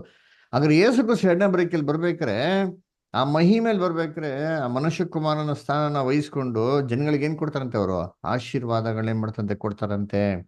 ತಲೆ ಮೇಲೆ ಏನಪ್ಪಾ ಇದೆ ಅಂದ್ರೆ ಚಿನ್ನದ ಮುಕುಟ ಇದೆ ಅಂತಂದ್ರೆ, ಮುಕುಟ ಅಂದ್ರೆ ಏನ್ರಿ? ರಾಜ್ಯಾಧಿಕಾರ, ಕಿಂಗ್ಶಿಪ್ ಏನ್ ಮಾಡ್ತಾರೆ ಅಲ್ಲಿ ಸಿಗ್ನಿಫೈ ಮಾಡ್ತಾರೆ. ರಾಜ್ಯಾಧಿಕಾರನ ವಹಿಸ್ಕೊಂಡು ರಾಜ್ಯಾಧಿಕಾರನ ಮಾಡಕ್ಕೇನೆ ಏನ್ ಮಾಡೋದವ್ರು ಎರಡನೇ ಬರೀಕೆಯಲ್ಲಿ ಬರೋದು. ಆಮೇಲೆ ಮೂರನೇ ಪಾಯಿಂಟ್ ಏನಪ್ಪ ಹೇಳ್ತಾರೆ, ಅವ್ರ ಕೈನಲ್ಲಿ ಏನಿದೆ ಅಂದ್ರೆ ಹದವಾದ ಕುಡುಗೋಲಿದೆ ಅಂತ ಹೇಳ್ತಾರೆ. ಏನಿದು ಹದವಾದ ಕುಡುಗೋಲ್? ಶಾರ್ಪ್ ಸಿಕಲ್ ತಗೊಂಡು ಏನ್ ಮಾಡ್ತಾರೆ, ಭೂಮಿಯರ ಪೈರು ಮಾಗಿದೆ, ಕುಡುಗೋಲ್ ಹಾಕಿ ಏನ್ ಮಾಡ್ರಿ ನೀವು ಕುಯ್ಯಿರಿ ಅಂತ ಹೇಳ್ತಾರೆ. ಅಂದ್ರೆ ಹಾರ್ವೆಸ್ಟ್. ಅಂದ್ರೆ ಕ್ರೈಸ್ಟ್ ಸೆಕೆಂಡ್ ಕಮಿಂಗ್ ನ ಬರ್ಬೇಕಾದ್ರೆ ಅವ್ರು ಮಾಡೋಂಥ ಕೆಲಸ ಏನಂದ್ರೆ ಒಂದು ಹಾರ್ವೆಸ್ಟ್ ಏನ್ ಮಾಡ್ತಾರೆ ಅಲ್ವಾ. ಆಮೇಲೆ ಕಿಂಗ್ಶಿಪ್ ನ ವಹಿಸ್ಕೊಂಡು ಭೂಲೋಕದಲ್ಲಿ ತನ್ನ ರಾಜ್ಯಾಡಳಿತನ ಏನ್ ಮಾಡ್ತಾರೆ ಅವ್ರು ಮಾಡ್ತಾರೆ, ಜನಗಳಿಗೆ ಆಶೀರ್ವಾದಗಳನ್ನ ಕೊಡ್ತಾರೆ. ನೋಡಿ, ಇವೆಲ್ಲ ಪಿಕ್ಚರ್ಗಳಲ್ಲಿ ಯೇಸು ಕ್ರಿಸ್ತನ ಅಡ್ರೆಸ್ ಮಾಡ್ಬೇಕಾದ್ರೆ ಏನ್ರಿ ನಮ್ಮ ಕರ್ತನೋ ಒಡೆಯನೋ ಅಂತ ಹೇಳ್ದಿರಾ ಏನ್ರಿ ಮನುಷ್ಯ ಕುಮಾರ ಅಂತ ಹೇಳಿರೋದು ನಾವ್ ಏನ್ ಮಾಡ್ತೀವಿ ರೆಫರೆನ್ಸ್ ನೋಡ್ಬೋದು. ಓಕೆ, ನೆಕ್ಸ್ಟ್ ಪ್ಯಾರಾಗ್ರಾಫ್ ಓದೋಣ. ಹಂಗೆ ನೆಕ್ಸ್ಟ್ ಪ್ಯಾರಾಗ್ರಾಫ್ ಓದ್ತೀರಾ? ಆಯ್ತು, ಅಷ್ಟೇ ಓದ್ತೀರಾ? ಓದ್ತೀನಿ. ಅದೇ ಅಲ್ವಾ ದೇವರ ನಿಮ್ ವಾಯ್ಸ್ ದೇವ ಕಟ್ ಆದಾಗ್ಯೂ ಆದಾಗ್ಯೂ ಈ ಶಿರೋನಾಮೆಯ ಯಾವ ಅರ್ಥದಲ್ಲಿಯೂ ಯೋಸೇಫನ ಮಗನನ್ನು ಸೂಚಿಸಿರುವುದಿಲ್ಲವಾದರೂ ಮತ್ತು ಈ ಉದ್ದೇಶಕ್ಕಾಗಿ ತೆಗೆದುಕೊಂಡ ಮಾನವ ಸ್ವಭಾವವು ಸದಾಕಾಲಕ್ಕೂ ತ್ಯಾಗ ಮಾಡಲ್ಪಟ್ಟಿದೆ ಎಂಬ ಸಾಕ್ಷ್ಯವು ನಿರ್ಧಾರಾತ್ಮಕವಾಗಿರುವುದಾದರೂ ಮತ್ತು ಈಗ ಆತನು ಬದುಕಿಸಿರುವ ಆತನು ಮೇಲ್ಪಟ್ಟದ್ದಾಗಿರುವುದಾದರೂ ಇಬ್ರಿಯ 2:9 9-16, 1 ಪೇತ್ರ 3:18, ಯೋಹಾನ 6:51, ಫಿಲಿಪ್ಪಿ 2:9 ನಮ್ಮ ಕರ್ತನು ಅಂಥ ಒಂದು ಹೆಸರನ್ನು ಅಂಥ ಬಿರುದನ್ನು ಆರಿಸಿಕೊಂಡದ್ದಾದರೂ ಯಾಕೆ ಎಂಬ ಪ್ರಶ್ನೆಯೊಂದು ಇನ್ನೂ ಸಹ ಉದ್ಭವಿಸುತ್ತದೆ. ಇಲ್ಲವಾದಲ್ಲಿ ನಮ್ಮ ಕರ್ತನ ಪ್ರತಿಯೊಂದು ಬಿರುದಿಗೂ ಅದನ್ನು ಅರ್ಥ ಮಾಡಿಕೊಂಡಾಗ ಒಂದು ವಿಶಿಷ್ಟವಾದ ಮಹತ್ವವಿರುವಂತೆ ಇದಕ್ಕೂ ಒಂದು ನಿರ್ದಿಷ್ಟವಾದ ಕಾರಣವಿದ್ದಿರಬೇಕು ಎಂದು ನಮಗೆ ಅನಿಸುವುದಿಲ್ಲವೇ? ಇಲ್ಲವಾದರೆ ಈ ಬಿರುದಿನ ಉಪಯೋಗವಾಗುತ್ತಿದ್ದಿಲ್ಲ. ಆಯ್ತು brother. Okay, thank you sir. So ಅದೇನು ಹೇಳ್ತಾರೆ, ಈ ಬಿರುದು ಯೇಸು ಕ್ರಿಸ್ತುವಿಗೆ ಕರೆಕ್ಟಾಗಿ ಯಾವಾಗ ಅಪ್ಲಿಕೇಬಲ್ ಆಗ್ತಾರೆ? ಜನರಲ್ ಆಗಿ ಯೋಚನೆ ಮಾಡಿದ್ರೆ ಮನುಷ್ಯ ಕುಮಾರ ಯಾವಾಗ ಅಪ್ಲಿಕೇಬಲ್ ಆಗ್ತಾರೆ?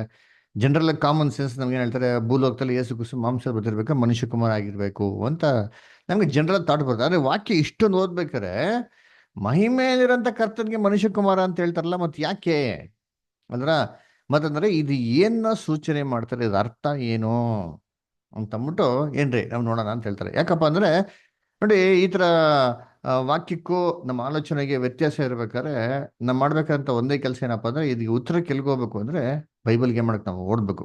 ಬೈಬಲ್ನ ಹುಡುಕಿ ಓದಿದ್ರೆ ನಮ್ಗೆ ಏನಾಗ್ತದೆ, ಅರ್ಥಗಳನ್ನ ಸಿಗ್ತಾರೆ. ಇಲ್ಲಿ ಸ್ವಲ್ಪ ಅಲ್ಲಿ ಸ್ವಲ್ಪ ಯಾವ ಶಾಸ್ತ್ರ ಮಾಡಿ ಹುಡುಕಿ ನೀವು ಓದಿರಿ, ಒಂದು ಇಲ್ಲದಿರೋದು ಅಂತ ಏನ್ ಮಾಡ್ತಾರೆ ಹೇಳ್ತಾರೆ ಅಲ್ವರ. ಯೇಸು ಕ್ರಿಸ್ತನಿಗಿರೋಂಥ ಎಲ್ಲಾ ಟೈಟ್ಲಿಗೆ ಹೇಗೆ ಅರ್ಥ ಇತ್ತೋ ಅದೇ ರೀತಿ ಇಲ್ಲೂ ಕೂಡ ಇರೋಂಥ ಟೈಟ್ಲಿಗೆ ಏನಾಗಿದೆ, ಅರ್ಥ ಇದೆ ಅಂತ ಏನ್ ಮಾಡ್ತಾರೆ ಹೇಳ್ತಾರೆ. ಹಂಗಾರೆ ಏನದು ಅಂತ ಏನ್ ಮಾಡೋಣ ಈಗ ಸ್ಟಡಿ ಮಾಡೋಣ ಅದ್ರ ಬಗ್ಗೆ ಅಂತ ಹೇಳ್ತಾರೆ. ಓಕೆ, ನೆಕ್ಸ್ಟ್ ಪ್ಯಾರಾಗ್ರಾಫ್ ಯಾರು ಓದ್ತೀರಾ?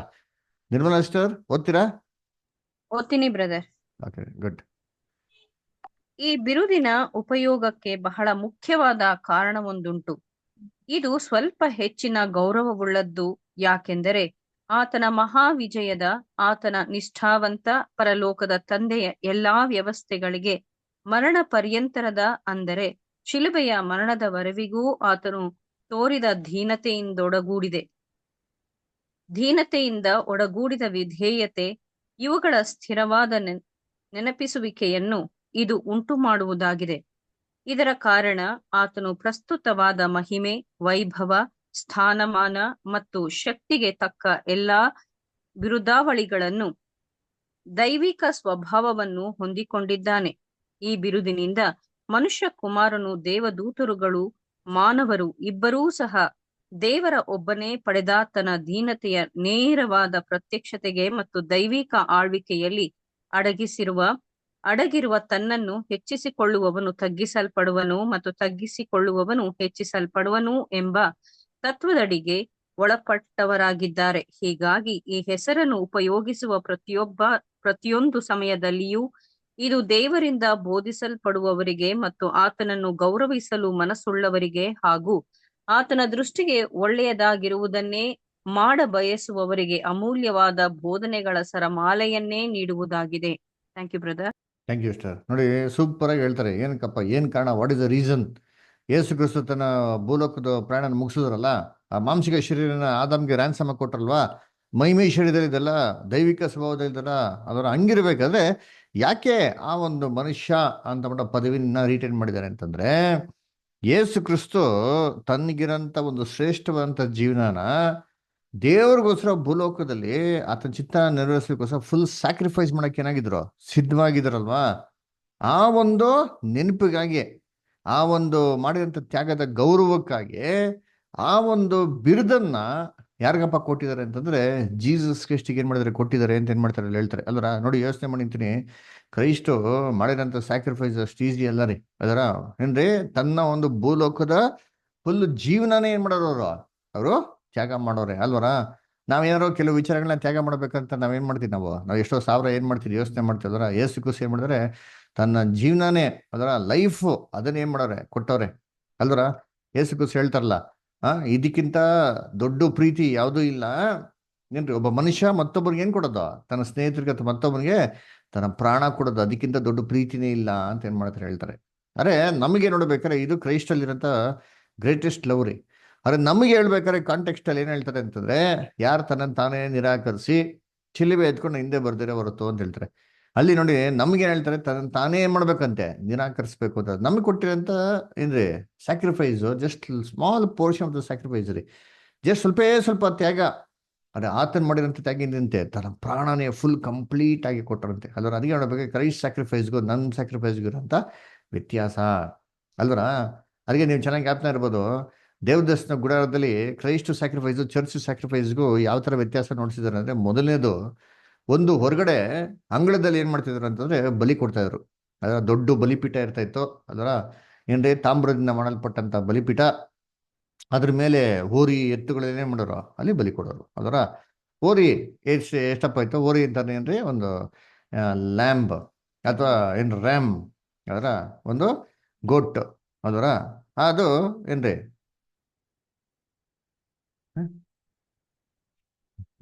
ಸರಿ ಓಕೆ. ಸೊ ನೋಡ್ಬೇಕಾದ್ರೆ ಟಗರು ಮತ್ತೆ ಎತ್ತನ್ನ ಏನ್ ಮಾಡ್ತಿದ್ರ, ಬಲಿ ಕೊಡ್ತಾರ ಅಲ್ರ. ಎತ್ತು ಅಂತ ಹೇಳೋದಕ್ಕಿಂತ ಹೋರಿ ಅಂತ ಹೇಳ್ಬೋದು ಅವ್ರ. ಟಗರು ಮತ್ತೆ ಹೋರಿ ಏನ್ ಮಾಡ್ತಾರೆ, ಬಲಿ ಕೊಡ್ತಾರಲ್ರ.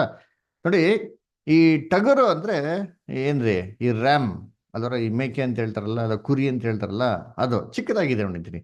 ಆದ್ರೆ ಈ ಒಂದು ಏನ್ರಿ ಬುಲಕ್ ಅಂತ ನಾವೇನ್ ಹೇಳ್ತೀರೋ ಇಂಗ್ಲಿಷಲ್ಲಿ ಏನ್ರಿ, ಆ ಒಂದು ಏನ್ರಿ ಓರಿ ಅದೇ ದೊಡ್ಡ ಗ್ರೇಟ್ ಆಗಿರೋಂಥದ್ದು, ದೊಡ್ಡದಾಗಿರೋಂಥ ಗಾತ್ರ ಅಲ್ವರ. ಈ ಒಂದು ಕುರಿ ಕಂಪೇರ್ ಮಾಡಿದ್ರೆ ಗಾತ್ರ ಏನಾಗಿದೆ, ಜಾಸ್ತಿ ಆಗಿದೆ ಅಲ್ವರ. ಇದೇ ಥರ ಕ್ರೈಸ್ಟ್ ಸ್ಯಾಕ್ರಿಫೈಸ್ ಕಂಪೇರ್ ಮಾಡಿದ್ರೆ ನಮ್ದೆಲ್ಲ ಏನೂ ಇಲ್ಲ ರೀ, ಜುಜ್ಬೀರಿ ಅಲ್ವರ. ಆತಂದೆ ಏನ್ರಿ ತುಂಬಾ ಲಾರ್ಜರ್ ಪೋರ್ಷನ್ ಏನ್ರಿ ಅವ್ರದ್ದೇ ಅಲ್ವರ. ನಾವೇನ್ ಮಾಡ್ತಾ ಇದ್ರಿ, ಸುಮ್ಮನೆ ಎಲ್ಲೋ ಇಲ್ಲೋ ಸೇರ್ಕೊಂಡು ನಾವು ಜೊತೆಗೆ ಏನ್ ಮಾಡ್ತಾ ಇದ್ವಿ, ನಾವು ಸುಮ್ಮನೆ ಅದು ಅದು ಅವಶ್ಯಕತೆನೇ ಏನ್ರಿ ಅಂಥದ್ದಿಲ್ಲ ಅದರ. ಆದ್ರೂ ಕೂಡ ದೇವ್ರು ಏನ್ ಮಾಡಿದ್ರೆ, ಒಂದು ಗ್ರೇಸ್ ಇಂದ ಏನ್ ಮಾಡೋರು, ಅದನ್ನು ಕೂಡ ಪರವಾಗಿಲ್ಲಪ್ಪ ಸೇರ್ಸು ಅಂತ ಏನ್ ಮಾಡೋರು ಅಲ್ಲಿ ಹೇಳೋರು ಅಲ್ವ. ಅದನ್ನ ನಾವೇನ್ ಮಾಡೋದು ಅಲ್ಲಿ ನೋಡ್ಬೋದು ಅಲ್ವರ. ಅದಕ್ಕೆ ಏನ್ರಿ, ಇವಾಗ ನಾವು ಏನ್ರಿ ಒಂದು ಟಗರು ಆಮೇಲೆ ಅದೇ ತರ ಒಂದು ಏನ್ರಿ ಒಂದು ಹೋರಿ ಸ್ಯಾಕ್ರಿಫೈಸ್ ಎರಡು ಪಕ್ಕ ಕೊಟ್ಟ ಅಂತಂದ್ರೆ ಯಾವುದು ಅತಿ ವೇಗವಾಗಿ ಸುಟ್ಟೋಗ್ತಾರೆ ಅಂತ ನೋಡೋದಂದ್ರೆ ಏನ್ರಿ, ಆ ಒಂದು ಹೋರಿಯ ಒಂದು ಬಲಿ ಏನಾಗ್ತದೆ, ಜಲ್ದಿ ಸುಟ್ಟೋಗ್ತಾರೆ. ಯಾಕಂದ್ರೆ ಅದ್ರಲ್ಲಿ ಕೊಬ್ಬು ಅಂಶ ಏನಾಗಿರ್ತಾರೆ, ಜಾಸ್ತಿ ಇರ್ತಾರೆ. ಅಂದ್ರೆ ಯೇಸು ಕ್ರಿಸ್ತನ ಏನಿತ್ತಂತೆ, ದೇವರಲ್ಲಿರಂತ ಭಯ ಭಕ್ತಿ ಆಸಕ್ತಿ ಏನಾಗಿತ್ತು, ಜಾಸ್ತಿ ಇತ್ತು. ವೇಗವಾಗಿ ಏನಾಗ್ಬಿಟ್ರು ಅವರು ಕನ್ಸ್ಯೂಮ್ ಆಗ್ಬಿಟ್ರು. ನಮ್ಮಲ್ಲಿ ಇರೋದು ಸ್ವಲ್ಪ, ಅದಕ್ಕೆ ಕನ್ಸ್ಯೂಮ್ ಆಗೋದೇನ್ರಿ ತುಂಬಾ ಕಮ್ಮಿ. ಇದು ಒಂದು ಪಿಕ್ಚರ್. ಇನ್ನು ಹೊರಡೆ ಬಂದ ಅಂತಂದ್ರೆ ಅಂಗಳ ಇದೆ, ಅಂಗಳ ದಾಟಿ ಮೇಲೆ ಮೊದಲನೇ ತರ ದಾಟ್ಬಿಟ್ಟು ಅಂತಾರೆ ಏನಿದೆ, ಒಂದು ಪರಿಶುದ್ಧ ಸ್ಥಳ ಇದೆ. ಆ ಪರಿಶುದ್ಧ ಸ್ಥಳದಲ್ಲಿ ನೋಡ್ದ ಅಂತಂದ್ರೆ ಏನ್ರಿ, ಅಲ್ಲಿ ಧೂಪ ಹಾಕ್ಬೇಕಾಯ್ತು. ಯಾಜಕ ಅದರ ಯಾಜಕ ಹೋಗ್ಬಿಟ್ಟು ಮಾಡ್ಬೇಕು, ಅಲ್ಲಿ ಧೂಪ ಹಾಕ್ಬೇಕಾಯ್ತು. ಯಾವಾಗ ಹಾಕ್ಬೇಕು, ಬೆಳಗ್ಗೆ ಸಾಯಂಕಾಲ ಏನ್ ಮಾಡ್ಬೇಕು, ಅವ್ನ ದೀಪನೆಲ್ಲ ಟ್ರಿಮ್ ಮಾಡ್ತಾ ಇರ್ಬೇಕಾರೆ ಅವ್ನ ಏನ್ ಮಾಡ್ಬೇಕು, ಒಂದು ಹಿಡಿಯಷ್ಟು ಏನ್ರಿ ಧೂಪನ ಆ ರೊಟ್ಟಿ ಮೇಲೆ ಇಡ್ತಲ್ಲ, ಅದನ್ನ ತಗೊಂಡು ಏನ್ ಮಾಡ್ಬೇಕು, ನಾವು ಬೆಳಿಗ್ಗೆ ಸಾಯಂಕಾಲ ಏನ್ ಮಾಡ್ಬೇಕು, ಅಲ್ಲಿ ಹಾಕ್ಬೇಕು ಅಲ್ವರ. ಇವಾಗ ಯೇಸು ಕ್ರಿಸ್ತನ ಹಿಡಿ ಹೆಂಗಿದೆ, ಅವ್ರ ಫಿಸ್ಟ್ ಹೆಂಗಿದೆ ಅದರ, ಅವ್ರ ಕೈ ಎಳ್ತೆ ಹೆಂಗಿದೆ ಅದರ ನೋಡ್ಬೇಕಾರೆ ಏನ್ರಿ, ಅವ್ರ ಕೆಪಾಸಿಟಿ ಎಷ್ಟಿದೆ ಅದರ. ಅವರು ಕೆಪಾಸಿಟಿ ತಕ್ಕಂತೆ ಏನ್ ಮಾಡಿದ್ರು, ಅವ್ರ ತ್ಯಾಗನ ಮಾಡಿದ್ರು. ಅದೇಗಿತ್ತು ದೇವ್ರಿಗೆ ಮೆಚ್ಚುಗೆ ತರ ಇತ್ತು. ಅದನ್ನ ಶಾಶ್ವತವಾಗಿ ಏನ್ರಿ ಆತರ ಮಾಡಿರೋ ತ್ಯಾಗ ಯಾವತ್ತೂ ನೆನ್ಸ್ಕೊಳ್ಳೋಂಥದ್ದು, ಅದನ್ನ ಮರೆಯಂಥದ್ದೇ ಅಲ್ಲ. ಅದ ನಾವು ಮಾಡೋಂಥ ತ್ಯಾಗ ಹೆಂಗಿದೆ ನೆನ್ಸ್ಕೊಬೋದಾ? ಯಾರೋ ಒಬ್ಬರು ನಮಗೋಸ್ಕರ ಏನೋ ಮಾಡಿರೋ ತ್ಯಾಗ ನೆನ್ಸ್ಕೊಳಕ್ಕಾಯ್ತದ? ಶಾಶ್ವತವಾಗಿ ಅದರ ಸ್ವಲ್ಪ ದಿನ ನೆನ್ಸ್ಕೊಂತೀರಿ, ಆಮೇಲೆ ಏನು ಮಾಡ್ತೀರಿ, ಮರ್ತೋಗ್ಬಿಡ್ತೀರಿ. ಅದೇ ನಮಗೂ ಕ್ರೈಸ್ಟ್ಗಿರಂಥ ಡಿಫ್ರೆನ್ಸ್. ಅದಕ್ಕೆ ದೇವ್ರು ನೋಡಿ, ತ್ಯಾಗದಲ್ಲಿ ಎಷ್ಟು ಡಿಫ್ರೆನ್ಸ್ ಇದ್ರು ಸರಿ, ಪ್ರೈಸ್ ಮಾತ್ರ ಒಂದೇ ಕೊಡ್ತವ್ರೆ. 1 ಕೊರಿಂಥ 10ನೇ ಅಧ್ಯಾಯದಲ್ಲಿ 11ನೇ ವಾಕ್ಯದಲ್ಲಿ ಏನು ನೋಡ್ತೀರಿ? ಆ ಬರಬೇಕಾಗಿರೋ ಶೋಧನೆ ಹೊರತು ಬೇರೆ ಯಾವ ಶೋಧನೆನೋ ದೇವರು ಬರಗೊಳಿಸೋದಿಲ್ಲ. ಅದೇ ಶೋಧನೆ ಬರ್ತಾ ಇರ್ಬೇಕಾದ್ರೆ ತಪ್ಪಿಸ್ಕೊಡಕ್ಕೆ ಮಾರ್ಗ ಏನ್ ಮಾಡ್ತೀರಿ ಅಂತಂದ್ರು, ಅಲ್ಲಿ ಸಿದ್ಧ ಮಾಡ್ತೀರಿ ಅಂತಂದ್ರು. ಅದ್ರ ಅಂದ್ರೆ ದೇವ್ರು ನಮ್ಮ ಹತ್ರ ಇದ್ ನೋಡೋಂಥ ಸ್ಯಾಕ್ರಿಫೈಸು, ನಮ್ಮ ಕೆಪಾಸಿಟಿ ಏನಿದೆಯೋ ನಮಗೆ ಕೊಡ್ಬೇಕಾದ ಶೋಧನೆ, ಬರ್ಬೇಕಾದ ಶೋಧನೆ ಹೇಗಂದ್ರೆ ಎಲ್ಲಾರ್ಗೂ ಸಾಮಾನ್ಯವಾಗಿ ಬರ್ಬೇಕಾದ ಶೋಧನೆ ಬರ್ತಾರೆ ಹೊರತು ಏನ್ರಿ ಬೇರೆ ಯಾವುದು ನಮ್ಗೆ ಬರಗೊಳಿಸೋದಿಲ್ಲ. ನಮ್ಮ ಕೆಪಾಸಿಟಿ ಏನಪ್ಪ ಇದೆ, ನಮ್ಗೆ ಎಷ್ಟಿದೆ ಸಾಮರ್ಥ್ಯ, ನಮ್ಮ ತಾಕತ್ ಎಷ್ಟಿದೆ ಅಷ್ಟನ್ನೇ ದೇವ್ರು ಕೊಡೋದ್ರಿ. ನಮ್ಮ ತಾಕತ್ನ ಮೀರಿ ನಮ್ಮ ಕೆಲ ಆಗದಿರಂಥ ವಿಚಾರದಲ್ಲಿ ದೇವ್ರು ನಮ್ಗೆ ಏನ್ ಮಾಡಕ್ ಹೋಗಲ್ಲ, ಶೋಧನೆ ಕೊಡೋದಿಕ್ ಹೋಗಲ್ಲ ರೀ. ಆದ್ರೂ ಕೂಡ ಏನಂತ ಹೇಳಿ ವಾಗ್ದಾನ ಏನ್ ಹೇಳ್ತಾರೆ, ಶೋಧನೆ ಬರ್ತಾ ಇರ್ಬೇಕಾದ್ರೆ ತಪ್ಪಿಸ್ಕೊಳಕ್ ಏನ್ ಮಾಡ್ತೀನಿ ಅಂತಂದ್ರು, ಮಾರ್ಗ ಸಿದ್ಧ ಮಾಡ್ತಾರೆ. ಯೇಸು ಕ್ರಿಸ್ತನಿಗೆ ದೇವರೆಲ್ಲ ಈ ಥರ ಹೇಳಿದಾರ, ನೀ ಶೋಧನೆ ಬರ್ತಾ ಇರ್ಬೇಕಾದ್ರೆ ತಪ್ಪಿಸ್ಕೊಳಕ್ ನಾನು ಮಾರ್ಗ ಸಿದ್ಧ ಮಾಡ್ತೀನಿ, ವರಿ ಮಾಡ್ಬಿಡ, ನಾನು ಜೊತೆಗಿರ್ತೀನಿ ಅಂತೆಲ್ಲ ಹೇಳಿದಾರ? ಎಲ್ಲೂ ಹೇಳಿಲ್ಲ ರೀ. ಅದರ ಯೇಸು ಕ್ರಿಸ್ತು ಆ ಥರ ನಂಬಿದ್ರು ದೇವ್ರನ್ನ. ಆದರೆ ಬೈಬಲಲ್ಲಿ ಏನೊಂದ್ ಕಡೆ ಅಡಗಿಸಿದ್ರು ದೇವ್ರು ಏನಂತಾರೆ, ನನ್ನ ದೇವ್ರೆ ನನ್ನ ಕೈ ಬಿಟ್ಟೆ. ಅದರ ದೇವರು ಅವ್ರನ್ನ ಕೈ ಬಿಡ್ತೀನಿ ಅಂತ ಅಂದ್ಬಿಟ್ಟು ಸನ್ನಿವೇಶನ ಬೈಬಲ್ ಬರೆದಿಟ್ಬಿಟ್ಟು ಅದನ್ನೇನ್ ಮಾಡಿದ್ರು, ಯೇಸು ಕ್ರಿಸ್ತನಿಂದ ಅದನ್ನ ಮರೆ ಮಾಡಿದ್ರು. ಅದರ ಅದೇ ರೀತಿ ನೋಡ್ಬೇಕಾದ್ರೆ ನಮ್ಮ ಕೆಪಾಸಿಟಿಗೂ ಅವ್ರ ಕೆಪಾಸಿಟಿ ವ್ಯತ್ಯಾಸ ಇದೆ. ಅದಕ್ಕೆ ಯೇಸು ಕ್ರಿಸ್ತನ ಭೂಲೋಕದ ಒಂದು ತ್ಯಾಗ ಏನ್ರಿ ಯಾವತ್ತಿಗೂ ನೆನೆಸ್ಕೊಳಂತಾರೆ. ಈ ಒಂದು ದೃಷ್ಟಿಕೋನದಿಂದ ಯೇಸು ಕ್ರಿಸ್ತನಿಗೆ ಏನಪ್ಪಾ ಮಾಡ್ತಾರೆ ಅಂದ್ರೆ ಮನುಷ್ಯ ಕುಮಾರ ಅಂತ ಏನ್ ಮಾಡ್ತಾರೆ ಅಂತ ಕರೀತಾರೆ ಅಂತ ಹೇಳ್ತಾರೆ. ಅದರ ನೋಡಿ, ಇದೊಂದು ಥಾಟ್. ನೆಕ್ಸ್ಟ್ ನೋಡೋಣ, ನಂಗೆ ಅವನ ನೆಕ್ಸ್ಟ್ ಪ್ಯಾರಾಗ್ರಾಫ್ ಯಾರು ಓದ್ತೀರಾ? ಇದೇ ಅರ್ಥದಲ್ಲಿ ನಮ್ಮ ಕರ್ತನು ದಾವೀದನ ಸಂತಾನದಲ್ಲಿ ಹಾಗೂ ಅಬ್ರಹಾಮನ, ಇಸಾಕನ ಮತ್ತು ಯಾಕೋಬನ ಸಂತಾನದಲ್ಲಿ ಉಂಟು ಮಾಡಲ್ಪಟ್ಟನು. ಮಾತ್ರವಲ್ಲದೆ ಆತನು ತಾಯಿಯಾದ ಹವ್ವಳ ಮೂಲಕ ಆದಾಮನ ಸಂತಾನವೂ ಹೌದು. ಹೀಗಿದ್ದರೂ ನಾವು ಕಂಡುಕೊಂಡಂತೆ ಅವನು ನಿಷ್ಕಳಂಕನು, ಪಾಪಿಗಳಿಂದ ಪ್ರತ್ಯೇಕಿಸಲ್ಪಟ್ಟವನು ಆಗಿದ್ದನು. ಸ್ತ್ರೀಯ ಸಂತಾನದವನು ಎಂಬುದು ಸರ್ಪದ ಸಂತಾನಕ್ಕೆ ಪ್ರತಿರೋಧಿ ಎಂಬುದನ್ನು ಸೂಚಿಸುತ್ತದೆ. ಆದಿಕಾಂಡ 3:15. ಆದರೂ ಆದಾಮನಿಂದಲ್ಲದೆ ಹವ್ವಳಿಗೆ ಬೇರೆ ಯಾವ ಸಂತಾನವಾಗಲಿ ಇರುವುದೆಂಬ ಸೂಚನೆ ಇರುವುದಿಲ್ಲ.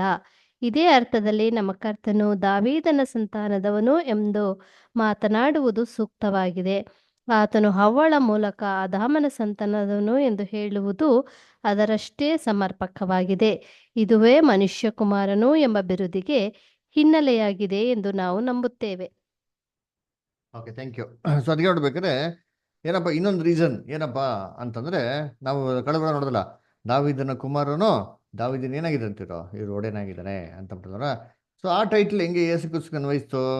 ಇದೇ ಪ್ರಕಾರ ಯೇಸು ಕ್ರಿಸ್ತನಿಗೂ ಕೂಡ ನೋಡ್ಬೇಕಾರೆ ಏನ್ರಿ, ಇವರು ಆದಾಮಿಂದ ಹುಟ್ಟಿರೋದ್ರಿಂದ, ಅದರ ಆದಾಮಿಗೆ ಏವಾಳ ಮುಖಾಂತರ ಹುಟ್ಟಿರೋದ್ರಿಂದ ಆ ಟೈಟ್ಲ್ ಕರೆಕ್ಟಾಗಿ ಯಾರಿಗೆ ಅನ್ವಯಿಸ್ತಾರೆ ಅಂತಂದ್ರೆ ಯೇಸು ಕ್ರಿಸ್ತನಿಗೆ ಏನ್ ಮಾಡೋದು, ಅನ್ವಯಿಸೋದು ಅಂತ ಹೇಳ್ತಾರೆ. ಯಾವ ರೀತಿ ಅಂತಂದ್ರೆ ನೋಡ್ರಿ, ಇದ್ದೀನಿ ಇವಾಗ ಆದಾಮು ಒಂದು ಪರಿಪೂರ್ಣವಂತ ಮನುಷ್ಯ, ಕರೆಕ್ಟಾ? ಏವಾಳು ಒಂದು ಪರಿಪೂರ್ಣವಂತ ಸ್ತ್ರೀ. ಅದರ ಸರಿ, ಈ ಪರ್ಫೆಕ್ಟ್ ಪೇರಿಗೆ ಇವರಿಬ್ರು ಪರ್ಫೆಕ್ಟ್ ಆಗಿರೋಂಥ ಏನಂತಾರೆ ಮನುಷ್ಯರು. ಈ ಪರ್ಫೆಕ್ಟ್ ಆಗಿರಂತ ಮನುಷ್ಯರಿಗೆ ಯಾರೋ ಪರ್ಫೆಕ್ಟ್ ಆಗಿರೋ ಮಗ ಯಾರೋ ಹುಟ್ಟಿದನಾ? ಇಲ್ಲ. ಇಲ್ಲ ಅಲ್ವರ, ಯಾರು ಪರ್ಫೆಕ್ಟ್ ಆಗಿಟ್ಟಿಲ್ಲ, ಎಲ್ಲ ಇಂಪರ್ಫೆಕ್ಟ್ ಆಗಿ ಹುಟ್ಟಿದ್ದಾರೆ, ಎಲ್ಲ ಪಾಪದಲ್ಲಿ ಹುಟ್ಟಿರೋರೆ. ಕಾಯಿನು ಆಬೇಲ್ ಮೊದಲುಗೊಂಡು ಎಲ್ಲರೂ. ಆದರೆ ಈ ವಂಶಾವಳಿಯಲ್ಲಿ ಒಬ್ಬರೇ ಒಬ್ರು ಪರ್ಫೆಕ್ಟ್ ಆಗಿ ಎಂಟ್ರಿ ಮಾಡ್ತಾರೆ, ಹುಡ್ತಾರೆ. ಯಾರದು? S, Jesus Christ. ಸೊ ಈ ಒಂದು ದೃಷ್ಟಿಕೋನದಲ್ಲಿ ನೋಡೋದಾದ್ರೆ ಕರೆಕ್ಟಾಗಿ ಜೀಸಸ್ಗೆ ಏನಾಗ್ಬೋದು ಈ ಟೈಟ್ಲು, ನಿಜವಾಗ್ಲೂ ಮನುಷ್ಯನ ಕುಮಾರನು ಅಂತಂದ್ರೆ ಯಾರಪ್ಪ ಅಂದ್ರೆ ಎಕ್ಸಾಕ್ಟ್ ಆಗಿ ಜೀಸಸ್ಗೆ ಏನ್ ಮಾಡ್ಬೋದು, ಒಂದು ಪರ್ಫೆಕ್ಟ್ ಆಗಿ ನಾವೇನ್ ಮಾಡೋದು ಹೇಳ್ಬೋದು ಅಂತ ಹೇಳ್ತಾರೆ. ಇನ್ನೊಂದು ರೀಸನ್, ಓಕೆನಾ? ಇನ್ನು ನೆಕ್ಸ್ಟ್ ಪ್ಯಾರಾಗ್ರಾಫ್ ಓದೋ ನೋಡಿದ್ದೀನಿ, ಇನ್ನೊಂದು ಪಾಯಿಂಟ್ ಕೊಡ್ತಾರೆ. ಯಾರೋ ಓದ್ತೀರಾ ಬ್ರದರ್ ಸಿಸ್ಟರ್ಸ್? ಯಾರೋ ಓದಿರೋ ಯಾರಿದ್ದೀರಾ? ಓದಿರೋ ಸೋದರ ಸೋದರಿಗಳು ಯಾರಿದ್ದಾರೆ ಇಲ್ಲಿ? ನಮ್ಮ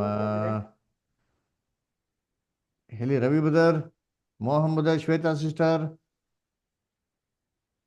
ಅಮೃತ, ಪ್ರಭಾಂಟಿ ಓದ್ತೀರಾ? ಓದಿಂಟಿ.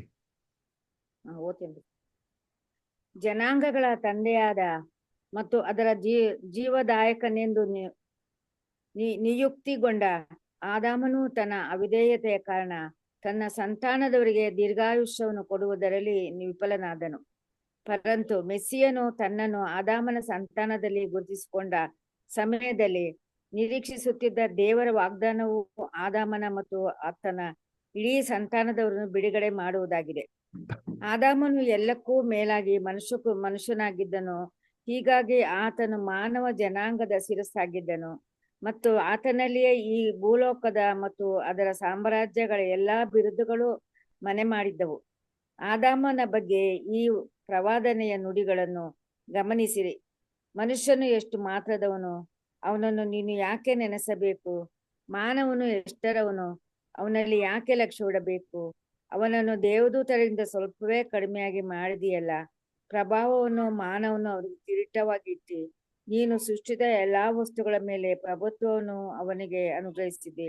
ನೀನು ಎಲ್ಲಾ ಕುರಿ ದನಗಳನ್ನು ಮಾತ್ರವೇ ಅಲ್ಲದೆ ಕಾಡು ಮೃಗಗಳನ್ನು, ಆಕಾಶ ಪಕ್ಷಿಗಳು, ಸಮುದ್ರದ ಮೀನುಗಳು, ಅದರಲ್ಲಿ ಸಂಚರಿಸುವ ಸಕಲ ವಿಧವಾದ ಜೀವ ಜಂತುಗಳು ಇವೆಲ್ಲವೂ ಆತನಿಗೆ ಅಧೀನ ಮಾಡಿದೆಯಲ್ಲವೇ.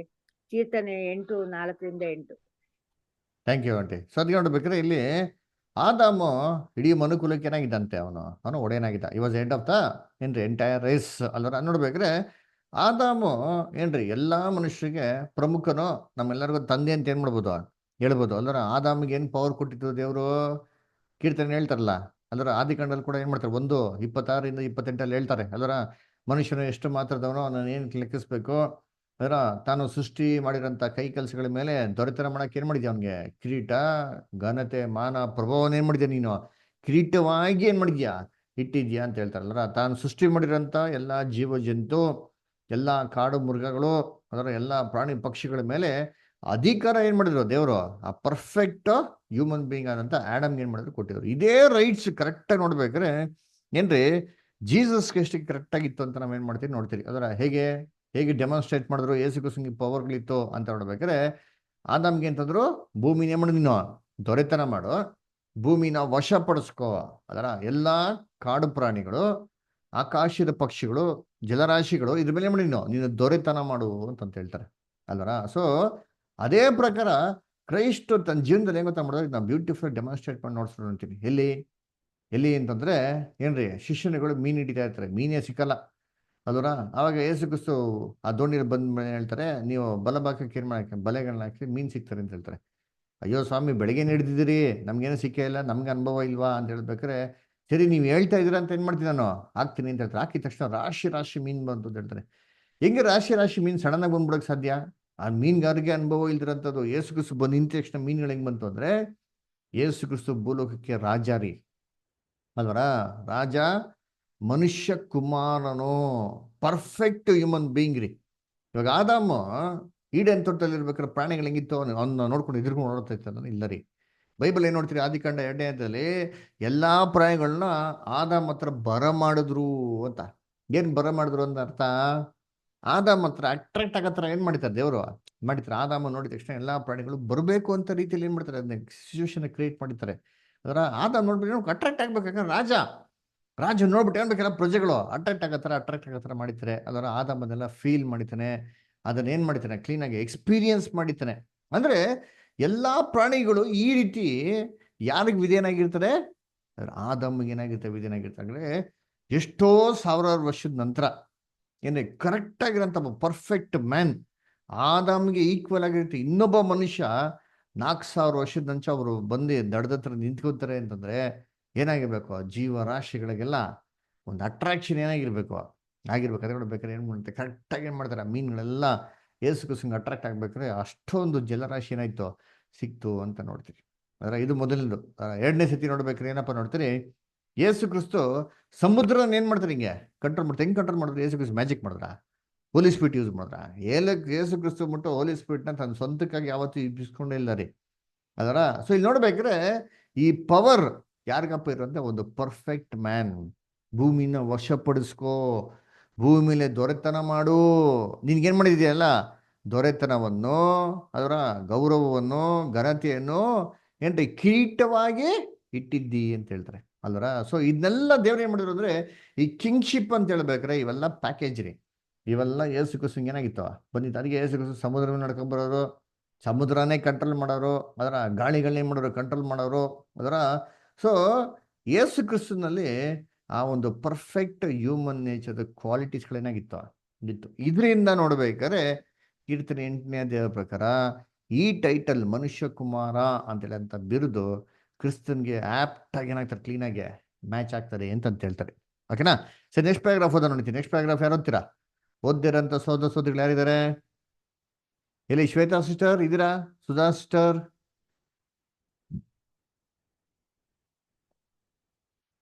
ಯುನೋಶ್ brother, Radhika sister, Amrita, Deepa sister, ಯಾರು ಇಲ್ವಾ? ಓದ್ತೀರಾ? ಆಫೀಸಲ್ಲಿ ಇದ್ದೀರಾ? ಸರಿ, ಓಕೆ ಓಕೆ. Duty, good. ಯಾರ ಹತ್ರ ಇದೆ? ರವಿ ಬದರ್ ಇಲ್ಲ. ಓಕೆ. ಈ ಲೋಕದ ಹಕ್ಕು ಬಾಧ್ಯತೆಗಳು, ರಾಜ್ಯತ್ವ, ಸಾಮ್ರಾಜ್ಯಗಳು ಅಕ್ರಮಗಳಿಗೆ ತುತ್ತಾದವು, ಪತನದಿಂದ ನಷ್ಟಗೊಂಡವು. ಆದರೂ ಅವುಗಳು ಮಹಾಪಾಪ ಪ್ರಾಯಶ್ಚಿತ್ತ ಬಲಿಯಿಂದ ವಿಮೋಚನೆಗೊಂಡವುಗಳ ಭಾಗಗಳಾಗಿವೆ. ಪ್ರವಾದನೀಯವಾಗಿ ನಮ್ಮ ಕರ್ತನ ಬಗ್ಗೆ ಬರೆದಿರುವಂತೆ, ನಿನ್ನ ಹಿಂದಿನ ಆಡಳಿತವು ನಿನಗೆ ದೊರೆಯುವುದು, ಯೆರೂಸಲೇಮ್ ಪುರಿಯು ರಾಜ್ಯಾಧಿಕಾರವು ನಿನಗೆ ಲಭಿಸುವುದು. ಮೀಕ 4:8. ಈ ರೀತಿಯಲ್ಲಿ ನಾವು ನೋಡುವುದೇನೆಂದರೆ, ದೇವರ ವ್ಯವಸ್ಥೆಯಲ್ಲಿ ಪ್ರಪಂಚದ ನಿರೀಕ್ಷೆಯು ಆದಾಮನ ವಾರಸುದಾರನು, ಶ್ರೇಷ್ಠ ಪುತ್ರನು, ಅಬ್ರಹಾಮನ ಶ್ರೇಷ್ಠ ಪುತ್ರನು, ದಾವೀದನ ಶ್ರೇಷ್ಠ ಕುಮಾರನ, ಮರಿಯಳ ಶ್ರೇಷ್ಠ ಕುಮಾರನ ಬರುವಿಕೆಯ ಮೇಲೆ ಅವಲಂಬಿಸಿದೆ. ಇದು ಈ ಕುಮಾರನ ಜೀವವು ಆದಾಮನ ಅಥವಾ ಅಬ್ರಹಾಮನ ಅಥವಾ ದಾವೀದನ ಅಥವಾ ಮರಿಯಳ ಮೂಲಕ ಬರುವುದೆಂಬ ಅರ್ಥ ನೀಡುವುದಿಲ್ಲ. ನಾವೀಗಾಗಲೇ ನೋಡಿರುವಂತೆ ದೇವರ ವ್ಯವಸ್ಥೆಯಲ್ಲಿ ಸನ್ ಇನ್ ಲಾ ಸಹ ಕುಟುಂಬದ ಸದಸ್ಯನೆಂದು ಎಣಿಸಲಾಗುವುದು ಮತ್ತು ಆತನೂ ಸಹ ವಿಮೋಚನೆ ಮಾಡಬಲ್ಲನು ಮತ್ತು ಮಟ್ಟುಗೋಲಾದವುಗಳನ್ನು ವಶಪಡಿಸಿಕೊಳ್ಳಬಲ್ಲನು. ನಮ್ಮ ಕರ್ತನ ವಿಷಯದಲ್ಲಿ ಆತನ ಜೀವವು ಈ ಲೋಕದ ತಂದೆ ತಾಯಿಗಳ ಮೂಲಕ ಬಂದುದಲ್ಲ, ಆದರೆ ಕೇವಲ ಆತನ ಶರೀರ ರಚನೆಯು ಮಾತ್ರವೇ. ಆತನ ಜೀವವು ತಂದೆಯಿಂದಲೇ ಹೊರಟು ಬಂದದ್ದೆಂದು ನಾವು ಸ್ಪಷ್ಟವಾಗಿ ಕಂಡುಕೊಂಡಿದ್ದೇವೆ ಮತ್ತು ಮೂಲತಃ ಲೋಗೋಸ್ ಎಂದು ತಿಳಿದಿದೆ. Thank you. ಸದ್ಯ ನೋಡ್ಬೇಕಾದ್ರೆ ಯೇಸು ಕ್ರಿಸ್ತುವಿಗೆ ವಾಪಸ್ ತಿರ್ಗಾ ಈ ಭೂಲೋಕದ ಸರ್ವಾಧಿಕಾರನ ಕೊಡ್ತಾರೆ ಅಂತ ಒಂದು ವಾಕ್ಯ ಹೇಳ್ತಾರೆ. ವಾಕ್ಯ ಓದ ನೋಡಿ ದಯವಿಟ್ಟು. ಮೀಕ 4:8 ಓದ್ರಿ ಯಾರಾದ್ರ?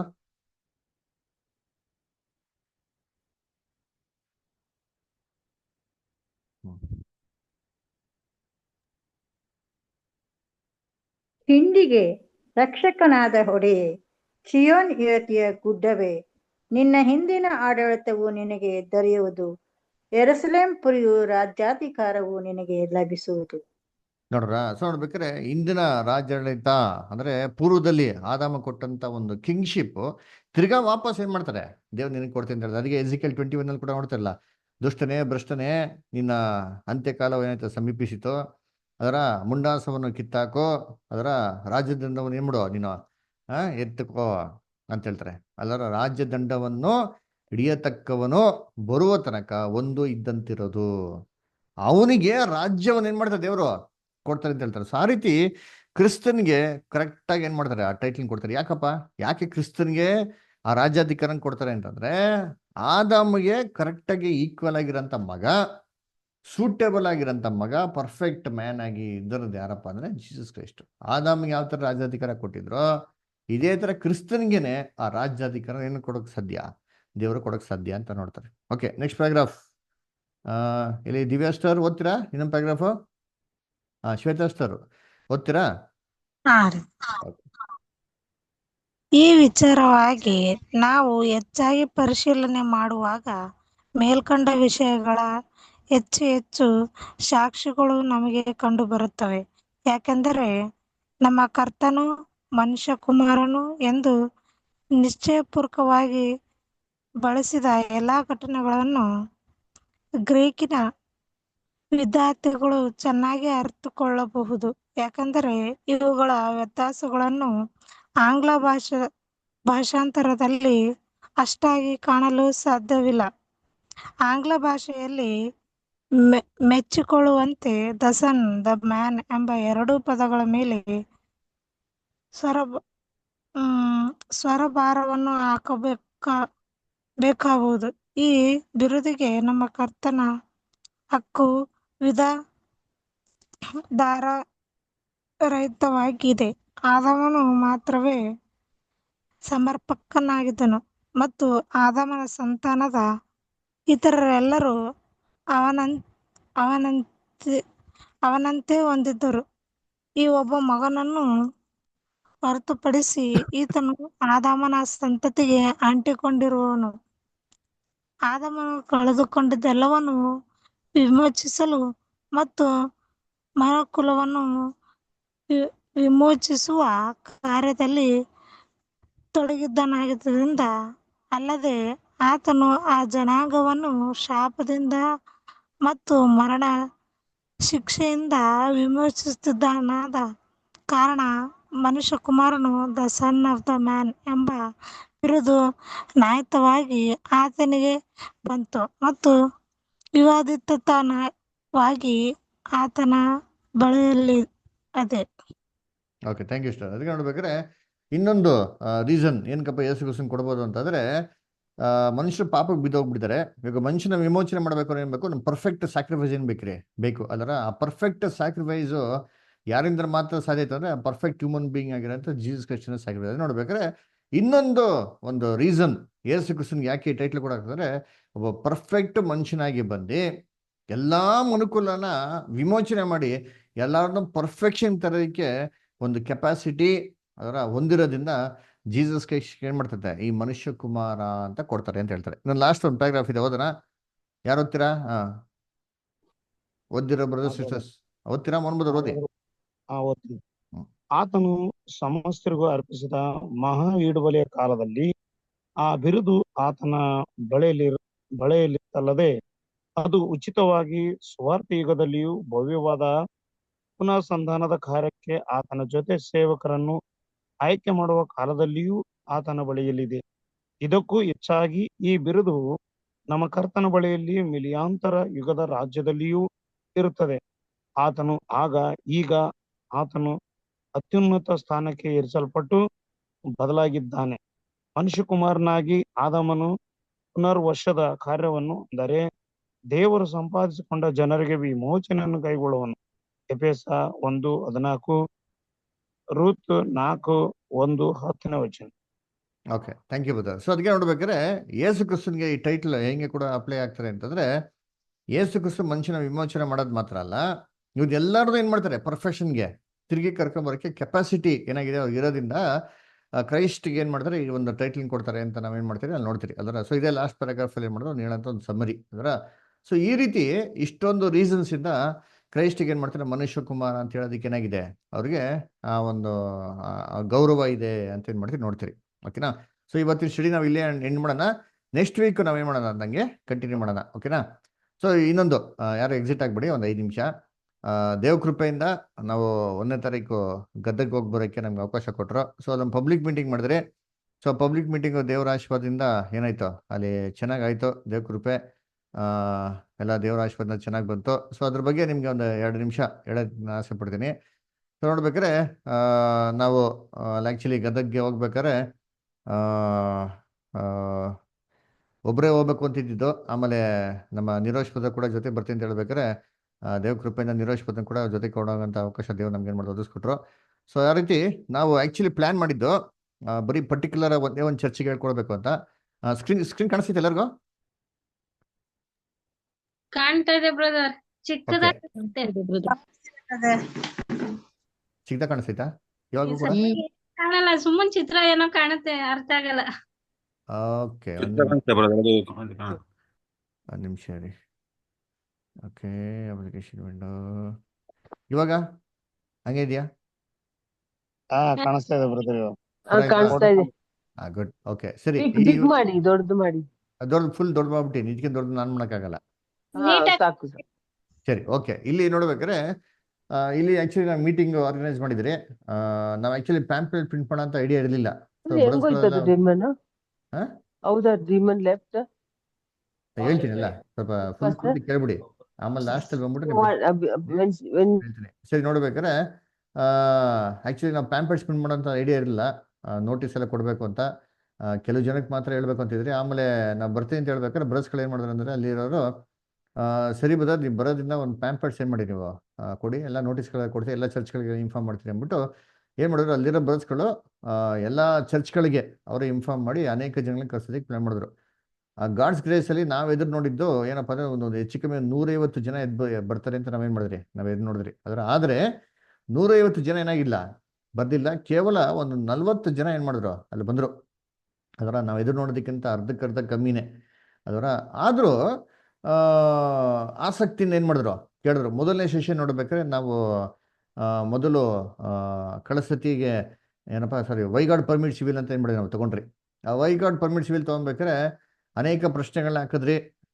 ಈ ಪ್ರಶ್ನೆಗಳಿಗೆ ಏನು ಉತ್ತರ ಯಾರ್ಯಾರು ಉತ್ತರ ಕಂಡುಕೊಂಡಿದ್ದಾರೆ, ಗೌತಮ್ ಬುದ್ಧ ಬಗ್ಗೆ ನೋಡಿದ್ರಿ, ಆಮೇಲೆ ಬೇರೆ ಮತಗಳ ಬಗ್ಗೆ ಅವ್ರು ಹೇಳೋಂಥ ಒಂದು ವಿಶ್ವಾಸಗಳ ಬಗ್ಗೆ ನೋಡಿದ್ರಿ. ಸೊ ಆದರೂ ಕೂಡ ಈಗ ಪ್ರಶ್ನೆಗೆ ಸ್ಯಾಟಿಸ್ಫ್ಯಾಕ್ಟರಿ ಉತ್ತರ ಇಲ್ಲಬೇಕು, ಬೈಬಲ್ ಏನು ಹೇಳ್ತಾ ಮಾಡಿದ್ರಿ, ನಾನು ನೋಡ್ಸೋದಕ್ಕೆ ಶುರು ಮಾಡಿದ್ರಿ. ಆವಾಗ ನಾವು ಹೇಳ್ತಾ ನೋಡ್ಬೇಕಾದ್ರೆ ಅಲ್ಲಿ ನಾವು ನಮಗೆಲ್ಲ ಚೆನ್ನಾಗಿ ಗೊತ್ತಿರಂಗೆ ನಾವು ಯೇಸು ಕ್ರಿಸ್ತನ ಉದಯ ಸೂಚಕ ನಕ್ಷತ್ರ ಅಂತ ಕರಿತೀರಿ. ಸೊ ಅಲ್ಲಿ ಯೇಸು ಕ್ರಿಸ್ತ ಉದಯ ಸೂಚಕ ನಕ್ಷತ್ರ ಅಂತಕ್ಕಂತೆ ಇನ್ನೊಬ್ಬರು ಕೂಡ ಉದಯ ಸೂಚಕ ನಕ್ಷತ್ರ ಇದ್ದಾರೆ. ಅವ್ರು ಯಾರಪ್ಪ ಅಂತಂದ್ರೆ ಲೂಸಿಫರ್ ಅಂತ ಹೇಳ್ಬೇಕಾದ್ರೆ ಸಡನ್ ಆಗಿ ಒಬ್ರು ಹಿಂದೆಯಿಂದ ನಿಂತ್ಕೊಂಡ್ಬಿಟ್ಟು, ಬ್ರದರ್ ನೀವು ಯೇಸು ಕ್ರಿಸ್ತನ ಸೃಷ್ಟಿ ಅಂತಂದ್ಬಿಟ್ರಿ, ಅವರು ಸೃಷ್ಟಿಕರ್ತ ಅಲ್ವಾ ಅಂತ ಏನು ಮಾಡಿದ್ರು, ಹೇಳೋಕ್ಕೆ ಶುರು ಮಾಡಿದ್ರು. ಅವಾಗ ನಾನು ತಿಳ್ಕೊಂಡೆ, ಓ ಏನಪ್ಪ ಇದು, ಎಲ್ಲೋ ಆರ್ಗ್ಯುಮೆಂಟಿಗೆ ಹೋಗ್ಬಿಡ್ತಾರಲ್ಲ ಅಂತಂದ್ಬಿಟ್ಟು ಏನ್ರಿ ನಾನೇನು ಮಾಡಿದೆ, ಸ್ವಲ್ಪ ಜ್ಞಾನವಾಗಿ ಏನೋ ಅವ್ರಿಗೆ ನೆಗೆಟಿವ್ ಆಗಿ ಏನೋ ಉತ್ತರ ಕೊಡೋಕೆ ಹೋಗಿದ್ದೀರಾ, ಬ್ರದರ್ ಪರವಾಗಿಲ್ಲ, ಸೂಪರ್, ಕರೆಕ್ಟಾಗಿ ಉತ್ತರ ಕೊಟ್ಟಿದ್ದೀರಾ, ಪ್ರಶ್ನೆಗೆ ನಿಮ್ಮ ಉತ್ತರ ಆ್ಯಪ್ಟ್ ಆಗಿದೆ. ನಾವು ಅದಕ್ಕೆ ಒಂದು ಸಪ್ರೇಟಾಗಿ ಸ್ಟಡಿ ಇದೆ, ಡೀಟೇಲ್ ಆಗಿ ನಾವು ಏನು ಮಾಡೋಣ, ಯೇಸು ಕ್ರಿಸ್ತು ಹೇಗೆ ಸೃಷ್ಟಿಕರ್ತ ಅಂತ ಅದೆಲ್ಲ ನೋಡೋಣ ಬ್ರದರ್ ಅಂತೇನು ಮಾಡಿದ್ರೆ ನನಗೆ ಕಂಟಿನ್ಯೂ ಮಾಡಿದ್ರೆ. ಆದ್ದರಿಂದ ಫಸ್ಟ್ ಸೆಷನ್ ತೊಗೊಬೇಕಾದ್ರೆ ಏನ್ರಿ ಎಲ್ಲ ತುಂಬ ಒಂಥರ ವಿಚಿತ್ರವಾಗಿ ಏನು ಮಾಡ್ತಾರೆ, ನಮ್ಮ ನೋಡ್ತಾರೆ, ಯಾರು ಇವರು ಹೊಸ್ದಾಗಿ ಬಂದ್ಬಿಟ್ರಲ್ಲ, ಏನೋ ಹೊಸ ಪಾಯಿಂಟ್ಸ್ ಹೇಳ್ತಾರಲ್ಲ ಅಂತಂದ್ಬಿಟ್ಟು ಅಲ್ವರ. ಆಮೇಲೆ ಫಸ್ಟ್ ಸೆಷನ್ ಒಂದು 2 hours ಆಯಿತು. 2 hours ಆಗಿದ್ಮೇಲೆ ಲಂಚ್ ಬ್ರೇಕ್ ಬಿಟ್ರಿ. ಆ ಲಂಚ್ ಬ್ರೇಕಲ್ಲಿ ಎಷ್ಟೋ ಜನ ಏನು ಮಾಡಿದ್ರು, ಬಂದು ನಮ್ಮ ಹತ್ರ ಎಲ್ಲ ಮಾತಾಡಿದ್ರು. ಆವಾಗ ನಮಗೆ ಮಾತಾಡ್ಬೇಕಾಗಿ ಗೊತ್ತಾಯಿತು ಏನಪ್ಪ ಅಂತಂದರೆ, ಈ ಮುಖ್ಯವಾಗಿ ಅವತ್ತಿನ ದಿನ ಬಂದಿರೋದೆಲ್ಲ ಯಾರಪ್ಪ ಅಂದರೆ ಎಲ್ಲ ಪಾಸ್ಟ್ಗಳ್ರಿ. ನೀವು ನೋಡ್ಬೋದು, ಇಲ್ಲಿ ನೋಡ್ಸೋಣ ಚಿತ್ರ. ಈ ಫ್ರಂಟಲ್ಲಿ ಕೂತಿರೋರು ಎಲ್ಲರೂ, ಒಂದು ನಿಮಿಷ ರೀ, ಒಂದು ಚಿತ್ರ ನೋಡಿಸ್ತೀನಿ. ನೋಡಿ, ಇಲ್ಲಿ ಫ್ರಂಟಲ್ಲಿ ಚೇರಲ್ಲಿ ಕೂತಿರೋಲ್ಲ ಅವರೆಲ್ಲರೂ ಪಾಸ್ಟ್ಗಳೇ ರೀ. ನಮಗೆ ಶಾಕ್ ಆಗ್ಬಿಡ್ತು. ಇಲ್ಲಿ ಆ್ಯಕ್ಚುಲಿ ಸ್ವಲ್ಪ ಜನ ಕಮ್ಮಿ ಇದ್ದಾರೆ, ಲಾಸ್ಟಲ್ಲಿ ಎಲ್ಲ ಹೊಟ್ಟೋಗ್ಬಿಟ್ರು. ಅಂದರೆ ಪ್ರೇಯರ್ ಎಲ್ಲ ಮುಗಿದ್ಮೇಲೆ ಮೀಟಿಂಗ್ ಮುಗಿದ್ಮೇಲೆ ಹೊಟ್ಟರು. So ಉಳಿದಿರೋಂಥ ಸೋದರಗಳಿದ್ರೆ photo ಇಟ್ಕೊಂಡ್ರಿ. ಇಲ್ಲಿ ಚೇರಾಗಿ ಕೂತಿರೋಂಥವ್ರು ಎಲ್ಲರೂ ಏನ್ರಿ ಪಾಸ್ಟ್ಗಳು. ಅದು ಯಾರು ಅಂತಾರೆ, ಸಾಮಾನ್ಯ ಪಾಸ್ಟ್ಗಳಲ್ಲ. ಇವರೆಲ್ಲ ಗದಗಿಗೆ ಏನ್ರಿ ಎಲ್ಲ ಸಭೆಗಳಿಗೆ ಲೀಡರ್ಗಳು, ಇವರೆಲ್ಲ ಪ್ರೆಸಿಡೆಂಟು, ಸೆಕ್ರೆಟರಿಗಳು ಅಂತ ನಂಗೆ ಅವಾಗೇ ಗೊತ್ತಾಗಿದ್ದು, ಅಲ್ಲಿವರೆಗೂ ಗೊತ್ತೇ ಆಗಿಲ್ಲ. ಸೊ ಅವಾಗ ಏನು ಮಾಡಿದ್ರು, ಇವರು ತನ್ನ ಅನಿಸಿಕೆಗಳನ್ನ ಹೇಳೋಕ್ಕೆ ಶುರು ಮಾಡಿದ್ರು. ಅವಾಗ ನಾವು ಸ್ವಲ್ಪ ಪರವಾಗಿಲ್ಲಪ್ಪ, ಇಷ್ಟು ಜನ ಬಂದಿದ್ದಾರೆ, ಇದರಲ್ಲಿ ಪಾಸ್ಟು ಕೂಡ ಬಂದಿರೋದು, ಏನೋ ದೇವ್ರ ಚಿತ್ತ ಇರಬೇಕು ಅಂತಂದ್ಬಿಟ್ಟು ನಾವು ಸಮಾಧಾನವಾಗಿದ್ದು ನಾವು ಯಾವುದೇ ವಿಚಾರಕ್ಕೆ ಮಾಡೋಕೆ ಹೋಗಿಲ್ಲ, ಗಲಿಬಿಲಿ ಮಾಡ್ಕೊಳಕ್ಕೆ ಹೋಗಿಲ್ಲ. ಅದು ಗಾಡ್ಸ್ ಗ್ರೇಸು. ಇಮ್ಮಿಡಿಯೇಟಾಗಿ ಲಂಚ್ ಬ್ರೇಕ್ ಆಗಿದ ತಕ್ಷಣ ಸೆಕೆಂಡ್ ಸೆಷನ್ ಏನು ಮಾಡಿದ್ರಿ, ನಾವು ಹೋದ್ರಿ. ಸೆಕೆಂಡ್ ಸೆಷನ್ನಲ್ಲಿ ನಾವು ಮೊದಲನೇದಾಗೆ 3 ಮಾರ್ಗಗಳು ಏನು ಮಾಡಿದ್ರಿ ನೋಡಿದ್ರಿ. ಯಾಕಂದರೆ ಮೊದಲನೇ ಸೆಷನ್ ತೊಗೊಬೇಕಾದ್ರೆ ಅವ್ರಿಗೆ ಸ್ವಲ್ಪ ಪ್ರಶ್ನೆಗಳು ಬಂತು ಕೆಲವು ಜನಕ್ಕೆ. ಲಾಸ್ಟಲ್ಲಿ ಹೆಂಗೆ ರಕ್ಷಣೆ ಇದೆ, ಪರಲೋಕ ರಕ್ಷಣೆ ಹೆಂಗಿದೆ, ಭೂಲೋಕ ರಕ್ಷಣೆ ಹೆಂಗಿದೆ ಅಂದ್ಬಿಟ್ಟು ಅದಕ್ಕೆ ಕೆಲವೊಂದೆಲ್ಲ ಪ್ರಶ್ನೆಗೆ ಕೇಳ್ತಾ ಇದ್ರು. ಈ ಪ್ರಶ್ನೆಗೆ ನಾವು ನೆಕ್ಸ್ಟ್ ಸಬ್ಜೆಕ್ಟ್ ಯಾವುದೋ 3 ways ಉತ್ತರ ಕೊಟ್ರಿ. ಅವ್ರಿಗೆ ಎಲ್ಲ ಕ್ಲೀನಾಗಿ ಶಾಕ್ ಆಗಿಬಿಡ್ತು.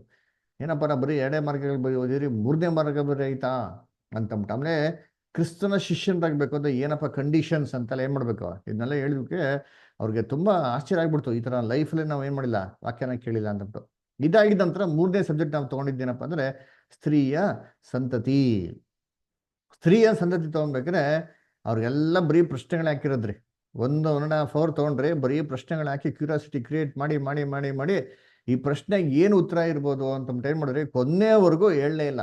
ಲಾಸ್ಟ್ ಮೂಮೆಂಟಲ್ಲಿ ಸ್ತ್ರೀಯ ಸಂತತಿ ನಾವೇ ಅಂತ ಹೇಳ್ಬೇಕಾರೆ ಅವ್ರಿಗೆಲ್ಲ ಏನ್ರಿ ಆಬ್ಸಲ್ಯೂಟ್ಲಿ ಶಾಕು. ಈ ಥರ ನಾವು ಲೈಫಲ್ಲಿ ಬೈಬಲಲ್ಲಿ ಇಷ್ಟೊಂದೆಲ್ಲ ರಹಸ್ಯ ಇದೆ ಅಂತಂದ್ಬಿಟ್ರೆ ನಾವು ತಿಳ್ಕೊಂಡೇ ಇರಲ್ಲ ಅಂತ ಏನಾಯ್ತು ಅವ್ರಿಗೆ ರಿಲೈಸ್ ಆಯಿತು. ಆಮೇಲೆ ಕೊನೆಗೆ ಮೀಟಿಂಗ್ ಎಂಡ್ ಆಗಿದ್ಮೇಲೆ ಏನ್ರಿ ಅಲ್ಲಿರೋಂಥ ಎಲ್ಲ ಪಾಸ್ಟ್ಗಳು ರೀಲ್ ನೋಡ್ಬೇಕಾದ್ರೆ ಅವರೆಲ್ಲ ಅಪ್ರಿಷಿಯೇಟ್ ಮಾಡಿ ಇಷ್ಟೊಂದು ಆಳವಾಗಿರೋ ಸತ್ಯ ಇದೆ, ನಾವು ಯಾವತ್ತೂ ಕೇಳಿಲ್ಲ.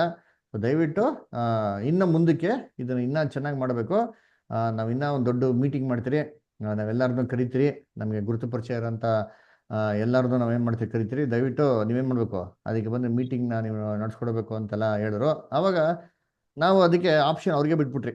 ಸೊ ನಿಮ್ಗೆ ಹೆಂಗೆ ಸರಿ ಅನಿಸ್ತದೋ ನೀವೇನು ಮಾಡಿ ಗೌರ್ಮೆಂಟ್ ಹಾಲಿಡೇಸ್ ಇರ್ಬೇಕಾದ್ರೆ ಮಾಡಿ, ಚೆನ್ನಾಗಿ ಕ್ಯಾನ್ವಾಸ್ ಮಾಡಿ, ಚೆನ್ನಾಗಿ ಪಬ್ಲಿಸಿಟಿ ಮಾಡಿ, ಅನೇಕ ಜನಗಳಿಗೆ ಏನಾಗಲಿ ಇದೆಲ್ಲ ರೀಚ್ ಆಗೋ ಥರ ನೀವೇನು ಮಾಡಿ ಜನಗಳನ್ನ ನೀವು ಸೇರಿಸಿ ನಾವು ಬಂದು ಏನು ಮಾಡ್ತೀರಿ ಪಾಠ ಮಾಡ್ತೀರಿ ಅಂತ ಅಂದ್ಬಿಟ್ಟು ಏನು ಮಾಡಿದ್ರಿ ಹೇಳಿದ್ರಿ.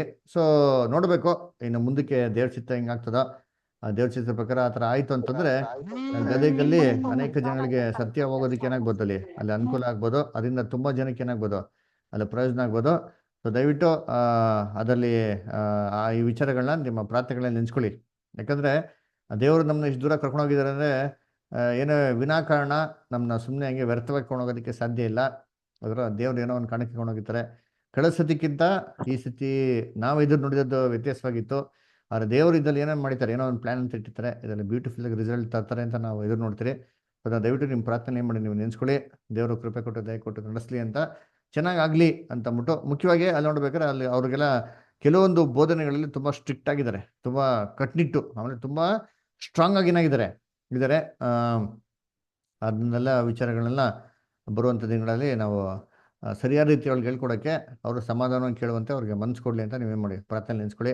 ಈ ರೀತಿ ಎಲ್ಲ ಮುಗಿಸ್ಕೊಂಡು ನಾವೇನು ಮಾಡಿದ್ರಿ ಟ್ರೈನಿಂದ ಹೊರಟುಕೊಂಡ್ರಿ, ಬೆಳಿಗ್ಗೆ ಬಂದು ನಾವು ಸೇರಿದ್ರಿ. ಸೊ ನಿಮ್ಮೆಲ್ಲರಿಗೂ ಥ್ಯಾಂಕ್ ಯು. ನೀವೆಲ್ಲ ಪ್ರಾರ್ಥನೆಯಲ್ಲಿ ನೆನೆಸ್ಕೊಂಡಿದ್ದಕ್ಕೆ, ಇದಕ್ಕಾಗಿ ನೀವು ಪ್ರಾರ್ಥನೆ ಮಾಡಿದ್ದಕ್ಕಾಗಿ ಕೂಡ ನಿಮ್ಗೆಲ್ಲರಿಗೂ ಧನ್ಯವಾದ ತಿಳಿಸಿರಿ. ಎಲ್ಲರಿಗಿಂತ ಮೇಲೆಗೆ ನಮ್ಮ ತಂದೆಯ ದೇವರ ನಾಮಕ್ಕೂ ನಮ್ಮ ರಕ್ಷಕಂತ ಯೇಸು ಕ್ರಿಸ್ತನ ನಾಮಕ್ಕೂ ಮಹಿಮೆ ಉಂಟಾಗಲಿ. ಆಮೇಲೆ ಅಲ್ಲಿ ಮಾಡಿರೋ ಸಬ್ಜೆಕ್ಟ್ ರೆಕಾರ್ಡಿಂಗ್ ಇದೆ, ಯೂಟ್ಯೂಬಲ್ಲಿ ಅಪ್ಲೋಡ್ ಮಾಡ್ತೀನಿ, ನಿಮಗೆ ಶೇರ್ ಮಾಡ್ತೀನಿ. ನೀವೇನು ಮಾಡಿ, ನೀವು ಇಂಟ್ರೆಸ್ಟ್ ಇದ್ದರೆ ನೀವು ಕೇಳ್ಬೋದು. ಓಕೆನಾ? ಸೊ ದೇವರ ವಾಕ್ಯಗಳನ್ನ ಆಶೀರ್ವದಿಸಲಿ. ಕೊನೆಯದಾಗಿ ಒಂದು ಪ್ರಾರ್ಥನೆ ಮಾಡೋಣ, ಏನು ಮಾಡೋಣ.